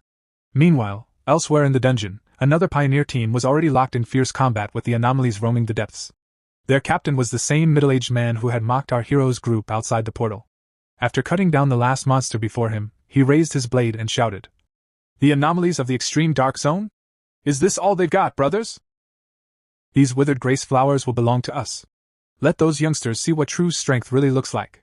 His team roared in response as they pressed forward, eliminating everything in their path. "Well done! Keep moving! Don't slow down." At the same time, our hero's team was gradually weakening under the oppressive dark energy. The suffocating aura gnawed at their lungs. Lenny began coughing lightly, and the others weren't faring much better. Seeing this, our hero turned back. His gaze softened for a brief moment. Still so inexperienced, he thought. He reached out and gently patted Lenny on the back. The instant his palm touched her shoulder, a strand of warm yang spiritual power flowed into her body. The chill receded. The nausea vanished as if swept away by sunlight. Lenny exhaled in relief. This feeling, the cold, the dizziness, they're gone. It's like standing under the winter sun. So warm. Truly the power of the creation spirit realm. Fire attributes really are comforting. Ever since I reached 3-star Ghost Axe realm, my connection to attributes has deepened. My wood attribute is good at absorbing excess spiritual energy from plants. Captain Su, your water evolving into ice is rare too. Our hero shook his head lightly. It's not fire. It's yang. Sorry, I didn't explain earlier. I was the one who caused the fires at King Chang's North Gate and the playground, but those were different anomalies. Yang attribute and heavenly fire attribute have subtle differences. Su Qinging blinked in surprise. You're admitting that so casually? Then you already possess 3 rare high-level attributes? Our hero remained silent, though a thought crossed his mind. There's also the desolation attribute, but a hidden card is always useful. Just then, the sultry woman stepped closer, rubbing the back of her neck awkwardly. I haven't broken through to 3-star Ghost Axe yet, so I can't sense attributes clearly. I'm mostly walking the metal path. Great cousin. I promise I won't mess with you again once we get out. Our hero smiled faintly and placed his hand on her shoulder as well. A wave of yang energy flowed into her body. The oppressive darkness loosened its grip, and her breathing steadied. Other teammates watched in curiosity. What are you two doing? Just feeling energy? Our hero then turned to Su Qinging's group. Bring your team here. I'll do the same for them. Su Qinging nodded with a grateful smile. One by one, he infused them with yang spiritual energy. The group's complexion gradually improved, their shoulders no longer weighed down by the suffocating gloom. Just as the last transfer ended, a ripple stirred in the darkness behind them. Our hero's eyes sharpened. Careful! An anomaly's approaching. Su Qinging reacted instantly, striking toward the rear. Dust exploded outward from the force of her blow. Through the swirling haze, a grotesque monster suddenly materialized directly in front of the sultry woman. Watch out! The creature lunged at full speed. A team member shouted. Class A anomaly! Su Qinging unleashed another heavy strike. The blow landed, but the monster dissolved into shadow, vanishing through a dark element skill. Her expression tightened. This was not an easy opponent. Before they could reorganize, zombie-like anomalies began emerging from every direction, surrounding the entire group. Our hero drew his sword in one smooth motion. Watch your footing. Don't scatter. He stepped forward and roared. Move aside! Flames surged along his blade as he executed 3 swift slashes. Arcs of fire cut through the swarm. The zombies ignited instantly, writhing in silent agony before collapsing into ash. When the last ember faded, he turned back. Temporary safety. That wave's gone. Don't be fooled by the number of eyes, you're only dealing with 2 real bodies. His tone darkened slightly. But I didn't expect this. The anomalies here have already evolved to mimic human language. Su Qinging replied grimly. They've devoured too many humans. Learning speech isn't surprising. Even the weakest among them are nourished by the extreme dark zone. Without creation's spirit realm strength, facing them head-on is suicide. Far away, in a hidden observation area, Jailon watched the scene through her device, eyes widening. 1 strike, and 2 A-level illusion beasts were crushed. Even I would have needed several exchanges. Back with the group, they pressed deeper into the dungeon, leaving the scorched battlefield behind. In the center of the formation, the sultry woman sank onto a rock, breathing heavily. Lenny spoke softly. If what Captain Su said is true, we must stay together. Otherwise anomalies could disguise themselves, slip into our ranks, and strike when we least expect it. The others urged gently. Come on, you need to stand. We can't stop here. Our hero observed quietly, unease flickering in his chest. This suppressive aura, it's even stronger than the cat demon and those zombies. Just brushing against it feels like it could burn me alive. Is this the pressure of a higher realm? Breathing itself is becoming difficult. Then he sensed something else. Faint rhythmic. He turned his head. Linny stepped closer, brows furrowed. Do you hear that? Up ahead, is that the sound of waves? Our hero didn't answer. At that very instant, the thunder of the battlefield shifted. Beyond the choking veil of darkness, another squad burst into view, their formation shattered, their voices trembling with panic. Fall back! Stop attacking! That thing isn't human, it's a disaster! One of them screamed as bursts of energy shot wildly from their weapons. Their attacks struck the advancing shadows, yet the shadows did not slow. They only thickened, like a living storm rolling across the dungeon floor. Our hero narrowed his eyes, watching in silence. From the black horizon surged a swarm of winged creatures, bat-like anomalies blotting out the dim light above. Their screeches merged into a single deafening roar. Veterans once whispered that even legendary battalions had been erased by such a tide. And now it was here. Panic spread like wildfire. It's a dark tide! Someone cried. Those two words alone were enough to shatter courage. Soldiers turned and ran, armor clattering, weapons abandoned. Whoever the darkness touched was crushed instantly, body and spirit erased in a single heartbeat. Among the fleeing crowd stood the same warrior who had once crossed blades with our hero at the dungeon's entrance. Pride still burned in his eyes. He drew his sword, a shimmering shield igniting around him. A dark tide? Just because the regular troops failed doesn't mean I will! He roared. Everything here will be mine. The darkness answered. It swallowed him whole. His barrier shattered like glass under a hammer. Claws and fangs emerged from the black current, tearing into him from every direction. His scream echoed, warped and distant, as if the tide itself was devouring his voice. Something's wrong, it's stronger than A-level. His words dissolved into the roaring abyss. The dark tide rolled onward like an ocean of night, grinding everything in its path into nothingness. From afar, our hero's team watched, dread tightening their throats. Our hero turned to Captain Su, his gaze sharp. What exactly is the dark tide? Captain Su's voice was low, almost reverent. The ultimate manifestation of the dark attribute. Corruption given form. It devours everything, humans, anomalies, even energy itself. But this shouldn't be its day to appear. Behind them, Lingy whispered. They say it can erase an entire city. Brother, can we still retreat? Instead of answering, our hero raised a hand. Lightning erupted from his palm, weaving into a radiant dome that enveloped the entire team. Arcs of blue electricity danced across the barrier's surface, crackling like living serpents. Don't panic, he said firmly. This spirit barrier restrains dark energy. If needed, combine your strength and maintain it. You'll survive the tide's impact. Captain Su stared stunned. What are you planning? Even a spirit creation expert was swallowed whole. We can't stop that thing. Lightning gathered in one of his hands. Flames ignited in the other. He stepped beyond the barrier, wind whipping his coat, eyes blazing with exhilaration rather than fear. So what if it's condensed? He declared. Then I'll shatter it. And with that, he launched himself straight into the heart of the dark tide. Darkness closed around him like jaws. Monsters swarmed from every direction, fused together into grotesque composite forms. Yet instead of terror, excitement flashed across his face. Just as I thought, he muttered. Not merely evolved anomalies, but upgraded amalgamations. From B-level to A, from A to S, this entire tide might as well be an SSS-class entity. Lightning exploded outward. Fire followed in sweeping arcs. Each strike carved luminous scars through the darkness. Composite beasts disintegrated, their shrieks drowned by thunder. Where he moved, the tide parted, burned, torn, and electrified. Memories flickered through his mind. Once, a single B-level serpent had pushed him to his limits. Now, A-level constructs fell like brittle leaves before a storm. He pressed deeper. Amid the chaos, he spotted a familiar figure, the hunter who had once quarreled with him. The man was half submerged in shadow, his body slowly dissolving into the tide. Only faint pulses of spirit energy remained. Our hero crouched beside him, eyes narrowing. There's still a reaction, his spirit foundation isn't completely gone. With a fierce surge of lightning, he cleaved the surrounding darkness and dragged the hunter free. The man collapsed unconscious onto the cracked ground, barely breathing. Our hero looked down at him, voice calm yet resolute. You're not finished yet. There's still hope, even if it's only a sliver. Just then, as his gaze locked once more onto the writhing mass of shadow, a suffocating aura descended like a collapsing sky. The pressure was immense. Ancient, endless, as if the darkness itself had awakened. Instead of fear, our hero's eyes gleamed with exhilaration. Infinite multiplication, he murmured. So this is the special nature of an anomaly above my rank? Then, let's experiment. He raised his hand. A translucent interface flashed before him.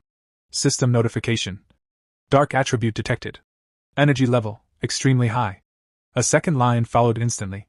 System notification. Special power detected. Extraction temporarily impossible.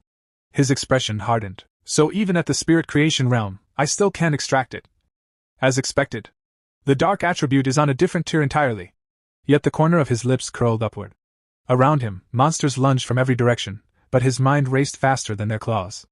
If I can't erase it, and I can't absorb it directly, then I'll just change the method. A brief regret flickered across his thoughts. If only I had my little white flower. Desolation against darkness would have been perfect. Then realization struck. Of course. I already have the answer. Flames ignited around his body, swirling outward like a blooming sun within the abyss. Far away, beyond the lightning barrier, his team watched in mounting anxiety. Captain, have you ever seen anything like this? One asked. Captain Sue shook her head slowly. My experience is limited, but nothing on this scale. Can the dark tide even be calmed down? Before them, the darkness had swallowed their hero completely. Not a spark of him remained visible. Lin Yi's voice trembled. The barrier feels strange. I wasn't this scared even against ghost vines. He's been inside too long. What if? Captain Sue stepped closer, placing a steady hand on her shoulder. His spirit barrier is still active. It only flickered. If we reinforce it together, it will hold. And if someone of his strength were to fall here, then none of us would survive either. Her gaze sharpened. A spirit creation expert wielding multiple rare attributes. I suspect his true power is already at 3 stars. We, who barely reached Ghost Axe 3 stars, have no right to think about rescuing him. Lin Yi let out a nervous laugh. Your humor is really something. Sue smiled faintly. My teammates say the same. What about you, feeling better now? At that very moment, a pillar of blazing fire erupted from the heart of the dark tide. It tore through the darkness like a newborn star. Everything around it disintegrated. Shadows melted, screams vanished, and the oppressive night fractured under unbearable heat. At the center of the inferno stood their hero, unmoved, radiant, untouchable. 9 colossal fire dragons spiraled around him, their flaming bodies shredding the remnants of the tide. Each roar echoed like thunder, each coil sealing the darkness tighter and tighter. Cheers burst from the team. From afar, even distant observers could only stare in awe. So, this is the Skyfire attribute, someone whispered. He sealed the dark tide itself. Our hero raised both hands. The entire mass of black energy was engulfed in flames, compressed, lifted high into the air. With a decisive motion, he slammed it down, then hurled it skyward, flinging the sealed darkness far beyond the battlefield. He stepped forward, carrying the rescued hunter, and let out a quiet breath. For now, you're safe. An unexpected gain. Lin Yi rushed up. Cousin! Are you alright? It's such a relief to see you safe. Captain Sue bowed her head slightly. Leave him to us, big brother. But you sealed a high-level dark attribute. Why don't you look happy? He answered calmly. Because it's only temporary. The dark energy here is too abundant. We must leave before the sealing effect fades, and collect the Shui flower quickly. She nodded. Understood. We'll take him to the Spirit Association. Someone else asked softly. The others, ahead of us, did none survive? Our hero's voice grew heavy. Not even a fragment remained. Except for this man, the rest were completely devoured, regardless of cultivation. Silence fell. Even the air seemed colder. After giving instructions for the team to move ahead, our hero lingered at the rear, staring into the lingering dark energy like a scholar studying forbidden scripture. He lifted his hand again. System notification. Strong dark attribute fluctuation detected. System notification. Detection complete. Initiating ultimate computational power. Compiling. The darkness stirred. Instead of resisting, it began to flow toward him, thin streams of black mist threading into his veins. A cold aura spread across his body, neither painful nor comforting, merely vast, like standing alone beneath an endless night sky. Seconds passed. System notification. Dark attribute successfully absorbed. Information cascaded through his consciousness, skills, effects, limitations. A name formed within the void. Infinite darkness, condensed black mist domain. Within this domain, spiritual energy would corrode. Power would wither. Light itself would hesitate to shine. Seeing the last strands of black mist sink into his palm, our hero slowly clenched his fist. Dark domain, a special realm. He spoke in a low voice, analyzing it like a strategist examining a newly forged weapon. If I release infinite darkness during battle, the corrosion of the dark attribute will continuously erode my opponent's spiritual power, weakening their supply. And if I stack it with my other attributes, fire, lightning, desolation, the suppression will multiply. In that case, even if something stranger than the dark tide appears, I'll still be able to crush it across realms. Behind him, Su King suddenly stiffened. Her eyes widened. Big brother, do you feel that? The black mist, it's coming back. She turned. What she saw stole her breath. Dark energy spiraled around him like a silent galaxy. Not chaotic. Not violent. Controlled. Obedient. Her voice trembled. This spiritual fluctuation, is he breaking through again? No, the heavens didn't change. There was no phenomenon. Wait. Did he absorb the dark tide's power? The realization struck her like lightning. That's impossible. The officials had classified the dark tide as S rank with no upper limit. A calamity even military elites feared. Before the age of spiritual revival, everyone knew. The dark attribute was taboo. It was said to be born from negative emotions, hatred, despair, and hidden malice buried deep within every living being. Attempts to purify it had once cost entire research divisions their lives. Since then, dark anomalies were isolated and forbidden. She remembered the old case. A Ghost X-realm 3-star pioneer, who absorbed only a wisp from a C-rank anomaly. His skin rotted. His mind shattered. He never recovered. Yet here he stood. Calm. Stable. Uncorrupted. Her heartbeat quickened. Come out, our hero said coldly without turning. You've been watching long enough. Footsteps echoed from the shadows. Jialan emerged, expression unreadable. If I'm not mistaken, she said evenly, you were the one who sealed that dark tide. Gasps rippled through the group. And just now, she continued, eyes narrowing. What were you doing? Our hero met her gaze without hesitation. Absorbing dark attributes. Silence fell like a curtain. Jialan's fingers slipped into her coat. A metallic click followed. She drew a gun and aimed it directly at him. Everyone froze. Sister Jialan, what are you doing? Su King rushed forward, placing herself between them. If I remember correctly, he's the top recruitment target your military wants. When our spirit association tried, you intercepted. What does this mean now? Our hero gently moved Su King aside, voice calm but edged with frost. Strange. Our mission is to find the shy flower, isn't it? You seemed eager earlier. Now you look disappointed we survived. The tension thickened. 81 sultry woman finally burst out. We trusted you. You were here the whole time, why didn't you act earlier? Without him we'd all be dead. Lingi is still a child. Jialan stared at them. Then suddenly laughed. She lowered the gun. Relax. Just a joke. Relief swept the group, but our hero's eyes remained sharp. So you came to test me? She nodded lightly. More or less. Reports are cold. I wanted to see the person myself. As for why I didn't intervene. She turned away, voice quieter now. Pioneers live by the rules of the spiritual revival world. Life and death change in an instant. That is our fate. You are lucky, because you have someone strong enough to protect you. She paused. Didn't you notice? No anomalies dared approach you earlier. They were frightened by the ceiling of the power you displayed. The dark tide itself follows that law, it bullies the weak and fears the strong. Then she added, almost casually. Come. I'll take you to the shy flower. I know this place better than you. Our hero watched her back in silence. This girl, she's broken somewhere inside.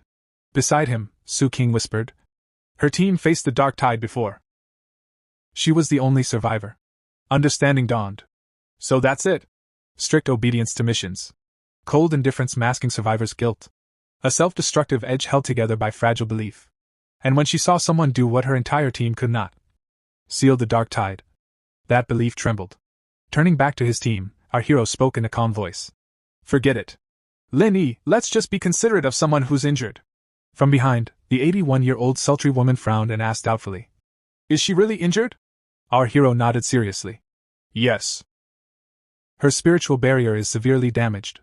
She should normally have the strength of a 2-star spirit creation realm cultivator, but her barrier has dropped by at least 2 levels.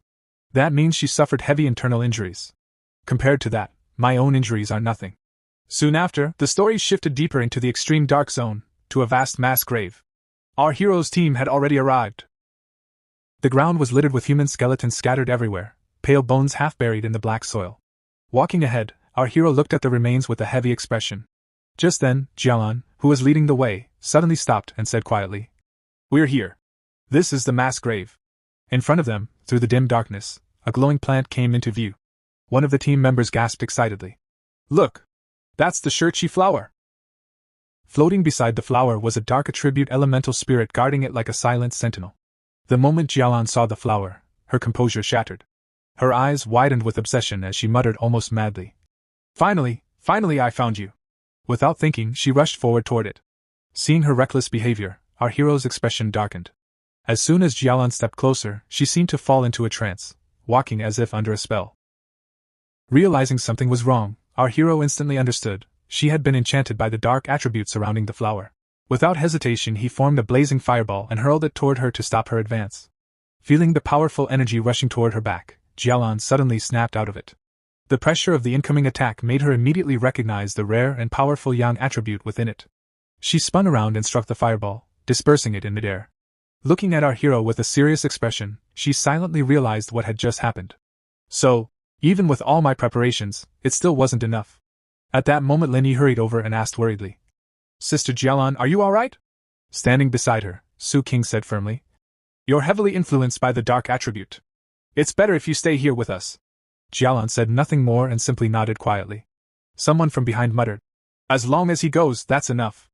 Ignoring their words, our hero stepped alone into the dense fog surrounding the flower. The dark mist swallowed him almost immediately, making it impossible to see anything from outside. Step by step he moved deeper until the glowing Shirchi flower finally appeared clearly before him. But just as he approached, cracks suddenly spread across the ground beneath his feet. From those fissures, a grotesque dark attribute monster crawled out and lunged toward him. Countless twisted screams echoed from within its body, as if many devoured souls were trapped inside it. The moment he saw it, our hero raised his hand and unleashed divine thunder. Lightning exploded from his palm and struck the monster directly, severely injuring it in a single blow. The creature twisted violently in agony.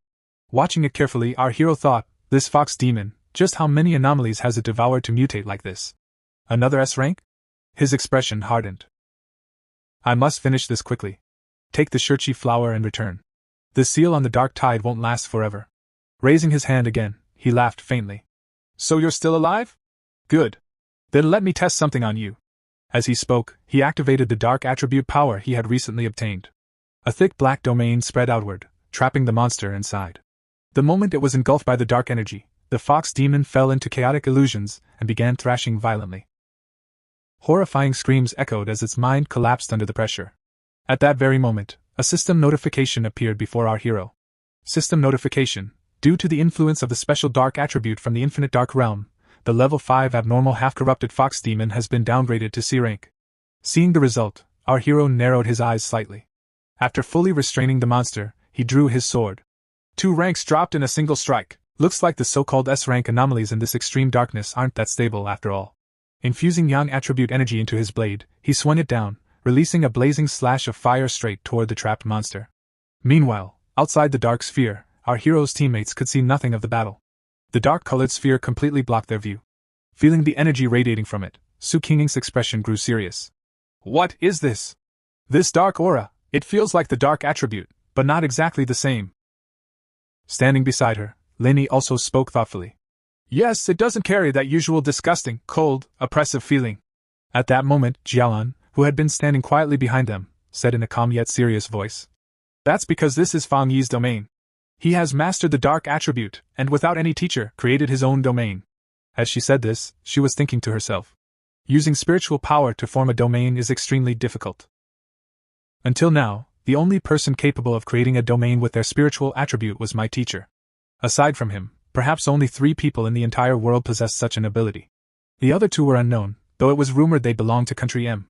Back then, when the capital was predicted to face a catastrophic disaster, her teacher had once tried to suppress it using his domain, but the result had been disastrous. While they were still talking, the dark sphere before them slowly began to dissipate. The black mist gradually faded away. From within it, a figure emerged. Someone shouted excitedly, "Someone's coming out!" Everyone immediately looked forward. There he was, our hero. When he saw them, he casually waved his hand and said, "All right. There shouldn't be any more trouble in this graveyard ahead." Then he walked over to the glowing flower, plucked it carefully, and held it in his hand while thinking, this should be fine. It's in perfect condition. Seeing this, Jialan was stunned. Despite all her previous attempts, she had never succeeded in retrieving the flower. Yet our hero had done it on his very first try. Our hero then walked over and handed the flower to her. Task complete. We should leave immediately. The dark tide isn't like ordinary dark attribute anomalies. It could cause trouble again at any moment. Jialan accepted the flower with a small smile. All right. Thank you, Fang Yi. Without your help in turning the tide, this mission would have been impossible to complete. Thanks to everyone. Let's head out. The group began moving back toward the portal. As they walked, Jialan looked at our hero and said sincerely, Fang Yi, I truly thank you. Elder Wu, the only Vajra realm master in Xia Nation, is currently on the verge of death. The Shikwi flower is the only medicine that can save him. You've saved his life.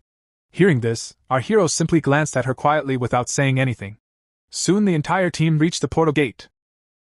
When they saw the portal glowing ahead, everyone felt overwhelming relief. Finally! We see the light. We can escape alive! As they stepped through the portal and emerged outside, they were shocked to see countless military soldiers waiting there. The soldiers immediately shouted in excitement. The Shikri flower? You actually obtained the Shikri flower? When Sister Lan said it had been retrieved, they hadn't even dared to believe it. Everyone looked around in shock, wondering who had accomplished such a feat. In front of them stood a large military truck. Someone muttered in disbelief. That's the vehicle of the Star God War Zone. The Star God War Zone was the most powerful military force in Xia Nation, known throughout the entire country. Everyone suddenly realized something. So Sister Lan is actually a high-ranking officer of the Star God War Zone. Even before the era of spiritual revival, the Star God War Zone had been famous nationwide. It was the strongest elite force, gathering the most outstanding talents both physically and intellectually. After spiritual energy revived, their advantages became even greater. They possessed vast resources, and the restricted zones they guarded were also rare cultivation grounds filled with immense spiritual energy. The soldiers were overjoyed upon seeing the flower. A senior military officer stepped forward carefully and placed the Shikwi flower into a secure container. Afterward, he turned to look at everyone, his gaze eventually landing on our hero. At that moment, all the soldiers suddenly saluted him with deep respect. The officer then turned to Jialan and said respectfully, I'll immediately send the flower to the hospital. Please don't worry. Jialan nodded. All right. I'll come later. The military truck soon departed. After it left, only our hero and Jialan remained standing nearby. Our hero looked at her and asked, So you're from the Star God War Zone? Jialan replied calmly. Your strength and performance have probably already spread throughout our entire war zone. Before long, you'll become a well-known figure. To be honest, your strength alone could crush even the strongest squads in our war zone. And your potential, I can't even see its limits. She paused before continuing. If you're interested, would you consider joining us? You'd gain access to the best cultivation resources available. She added casually. Oh, and for this mission, you, your teammates, and the Spirit Association squad will all receive double bounty rewards. Our hero nodded slightly. Thanks for the reward. But even though I know your war zone is the strongest in Xia Nation, I have my own cultivation methods and pace. So, I'll pass on joining. Jialan didn't seem surprised. Instead, she explained patiently. Fang Yi, the world is changing rapidly. What our nation fears most are dark attribute anomalies. Their numbers are increasing quickly, and in the future the situation will only become worse. Their influence spreads like malignant tumors capable of causing disasters at any moment. That's why we must give everything to stop them. Restricted zones must be established to hold them back. Meanwhile, the Spirit Association continues guarding the cities. She looked at him seriously. I'm not telling you this to pressure you or bind you with responsibility. I simply believe someone as exceptional as you deserves to know the truth about what's happening. Hearing this, our hero laughed lightly. I understand. If I encounter anomalies again in the future, even if strangers are involved, I won't stand by and watch. Jialan smiled softly at his answer. Then she took out a small token and handed it to him. It was good meeting you, Fang Yi. Please accept this token. With it, you can freely enter and leave any restricted zone for cultivation. The doors of the Star God War Zone will always remain open to you, she added gently. And one more thing. Would you like to meet Elder Wu? Someone nearby gasped. You mean the Vajra Realm Venerable? Jialan nodded. Yes. He's my teacher. I think the two of you should meet. I don't know if you're willing, but it's just my personal wish. I really want to be friends with you. Our hero smiled, slipped the token into his pocket, and raised his hand. Activating his thunder power, he said with a laugh. All right. More friends mean more paths ahead. I'll go with you this time. And this, consider it a gift between friends. As he spoke, lightning suddenly flowed from his hand and struck Jialan. Everyone was shocked, but the lightning didn't harm her. Instead, it began healing her body. Jialan immediately felt the changes within herself. This thunder attribute, it has a healing effect. Her entire body tingled. The cold pain that had once filled her limbs vanished. Warmth spread through her body. The wounds corroded by the black mist began healing rapidly. Her damaged organs recovered, and her meridians were cleansed and restored. The toxins inside her body were completely destroyed by the rare thunder attribute. Unbelievable, it feels like being reborn. After a while, the lightning faded. Our hero looked at her and asked casually, "How do you feel now?" Jialan examined herself and smiled. "I'm completely fine now. All the remaining dark attribute energy in my body has been eliminated. No, more accurately, it's been shattered." Meanwhile, on the other side, inside the ambulance, doctors were examining the injured warrior. After a thorough check, one of them said in shock, "Even someone at the first stage of the spirit creation realm was injured like this. Can he even be saved?" Standing outside the ambulance was Su Qinging. She turned to look toward our hero and Jialan, then walked over. First, she asked Jialan, "You're still here?" But after observing her closely, her expression changed. "Wait, something feels different about you." Jialan smiled faintly. "Yes. A rare and pure thunder attribute. It completely cleansed all the dark energy in my body." Hearing this, Su Qinging looked at our hero with a hint of awe. So this is the thunder attribute of the tyrant. It destroys enemies above and saves lives below. Our hero chuckled lightly. "Hey, what are you staring at?" Snapping back, Su Qinging quickly waved at the doctors, calling them over. Then she turned back to him with an innocent tone. "I just wanted to ask, could we work with you? If we combined your spiritual power with medical equipment, we might be able to save more pioneers affected by dark attributes." Our hero summoned thunder in his hand again and asked casually, "Would that work?" The doctors immediately gathered around, carefully observing the lightning.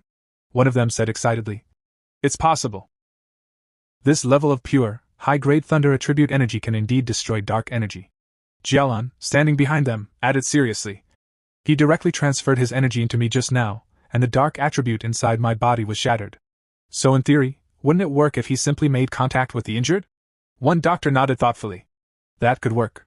But Su Qinging quickly rubbed her forehead. "No, not exactly. Not every spirit creation realm cultivator can handle such powerful energy." Another doctor added, "Yes. Commander Su's injuries, while serious, were still considered light. But that injured warrior, to fully heal him would require at least 10 times that level of thunder energy. Even if we save him, a complete recovery would be difficult." Then the doctor turned to our hero. "Please come to the ambulance." Our hero walked over with a smile. "So it's like a blood transfusion, right? How do I transfer my spiritual power? Can you store it for later use?" The doctors brought out a device, one of them explained. "Please place your hand here and release your spiritual energy." Nearby, Lenny watched in awe. "I never imagined Commander Su was such a high-ranking figure in the Star God War Zone, and my cousin, he's already at the level where even they want to recruit him." Our hero glanced at her and asked, "How are you doing?" Lenny smiled. "We're fine now. 81 and I plan to keep training and take on more missions. We can't keep relying on you forever, or we'll never improve." Inside, she thought firmly, "I can't stay a burden. I have to catch up to him." Our hero withdrew his hand from the device and smiled. "All right. Stay safe." Then he thought to himself, still growing. At that moment, Su Qinging said, "We'll take our leave then.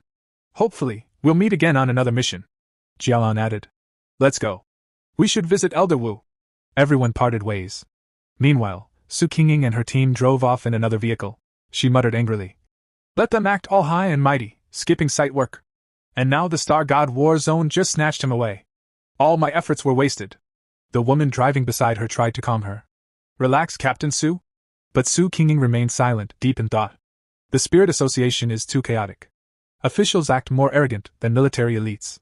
Teams are scattered, and instead of building relationships with talents like him, some fools only create trouble. What a mess. Soon after, Jialan brought our hero to the highest level ward in the Star God War Zone's medical base. On the bed lay Elder Wu, his body frail and lifeless. Jialan spoke softly. "This is Mr. Lanchin. Strange, isn't it? A Vajra realm powerhouse, yet he looks like a withered old man. He used to look even worse, like a corpse. Even after using the withered grace flower, he still hasn't awakened." Our hero frowned slightly. "What exactly did he go through?" Jialan took a deep breath and began explaining. "When the dark attribute calamity descended on the capital, even the sky changed. Darkness tore the heavens apart. To stop the anomaly from devouring the entire city, my teacher used his own body to seal the rift. All of us used a special method to channel our spiritual power into him. We estimated the calamity to be above S-class. We've faced terrifying dark tides before, but this was several times more destructive. If it had fully manifested, it could have destroyed the capital and spread to nearby cities. And if the capital fell, the entire nation would collapse into chaos. She clenched her fist slightly. My teacher forced the anomaly into suppression using his domain. But we didn't expect that even with all of us supporting him, it would barely be enough. The dark attribute backfired on him. Her voice lowered. If he hadn't been a Vajra realm venerable, he would have turned to ashes instantly, or worse, become nourishment for the anomaly itself. Hearing this, our hero said quietly, to stop the destruction of an entire city, what an incredible pioneer he must be. Then, looking at Elder Wu's frail body, he thought back then, too, there were countless pioneers who stood before me, giving me the chance to survive as the last human. Perhaps in that past life, he had already sacrificed himself at this very moment. And this is how this part of this manhwa ends. Also in the future I will be bringing more and more exciting videos. Please subscribe to the channel, ring the bell, hit the like button and stay tuned until the next video.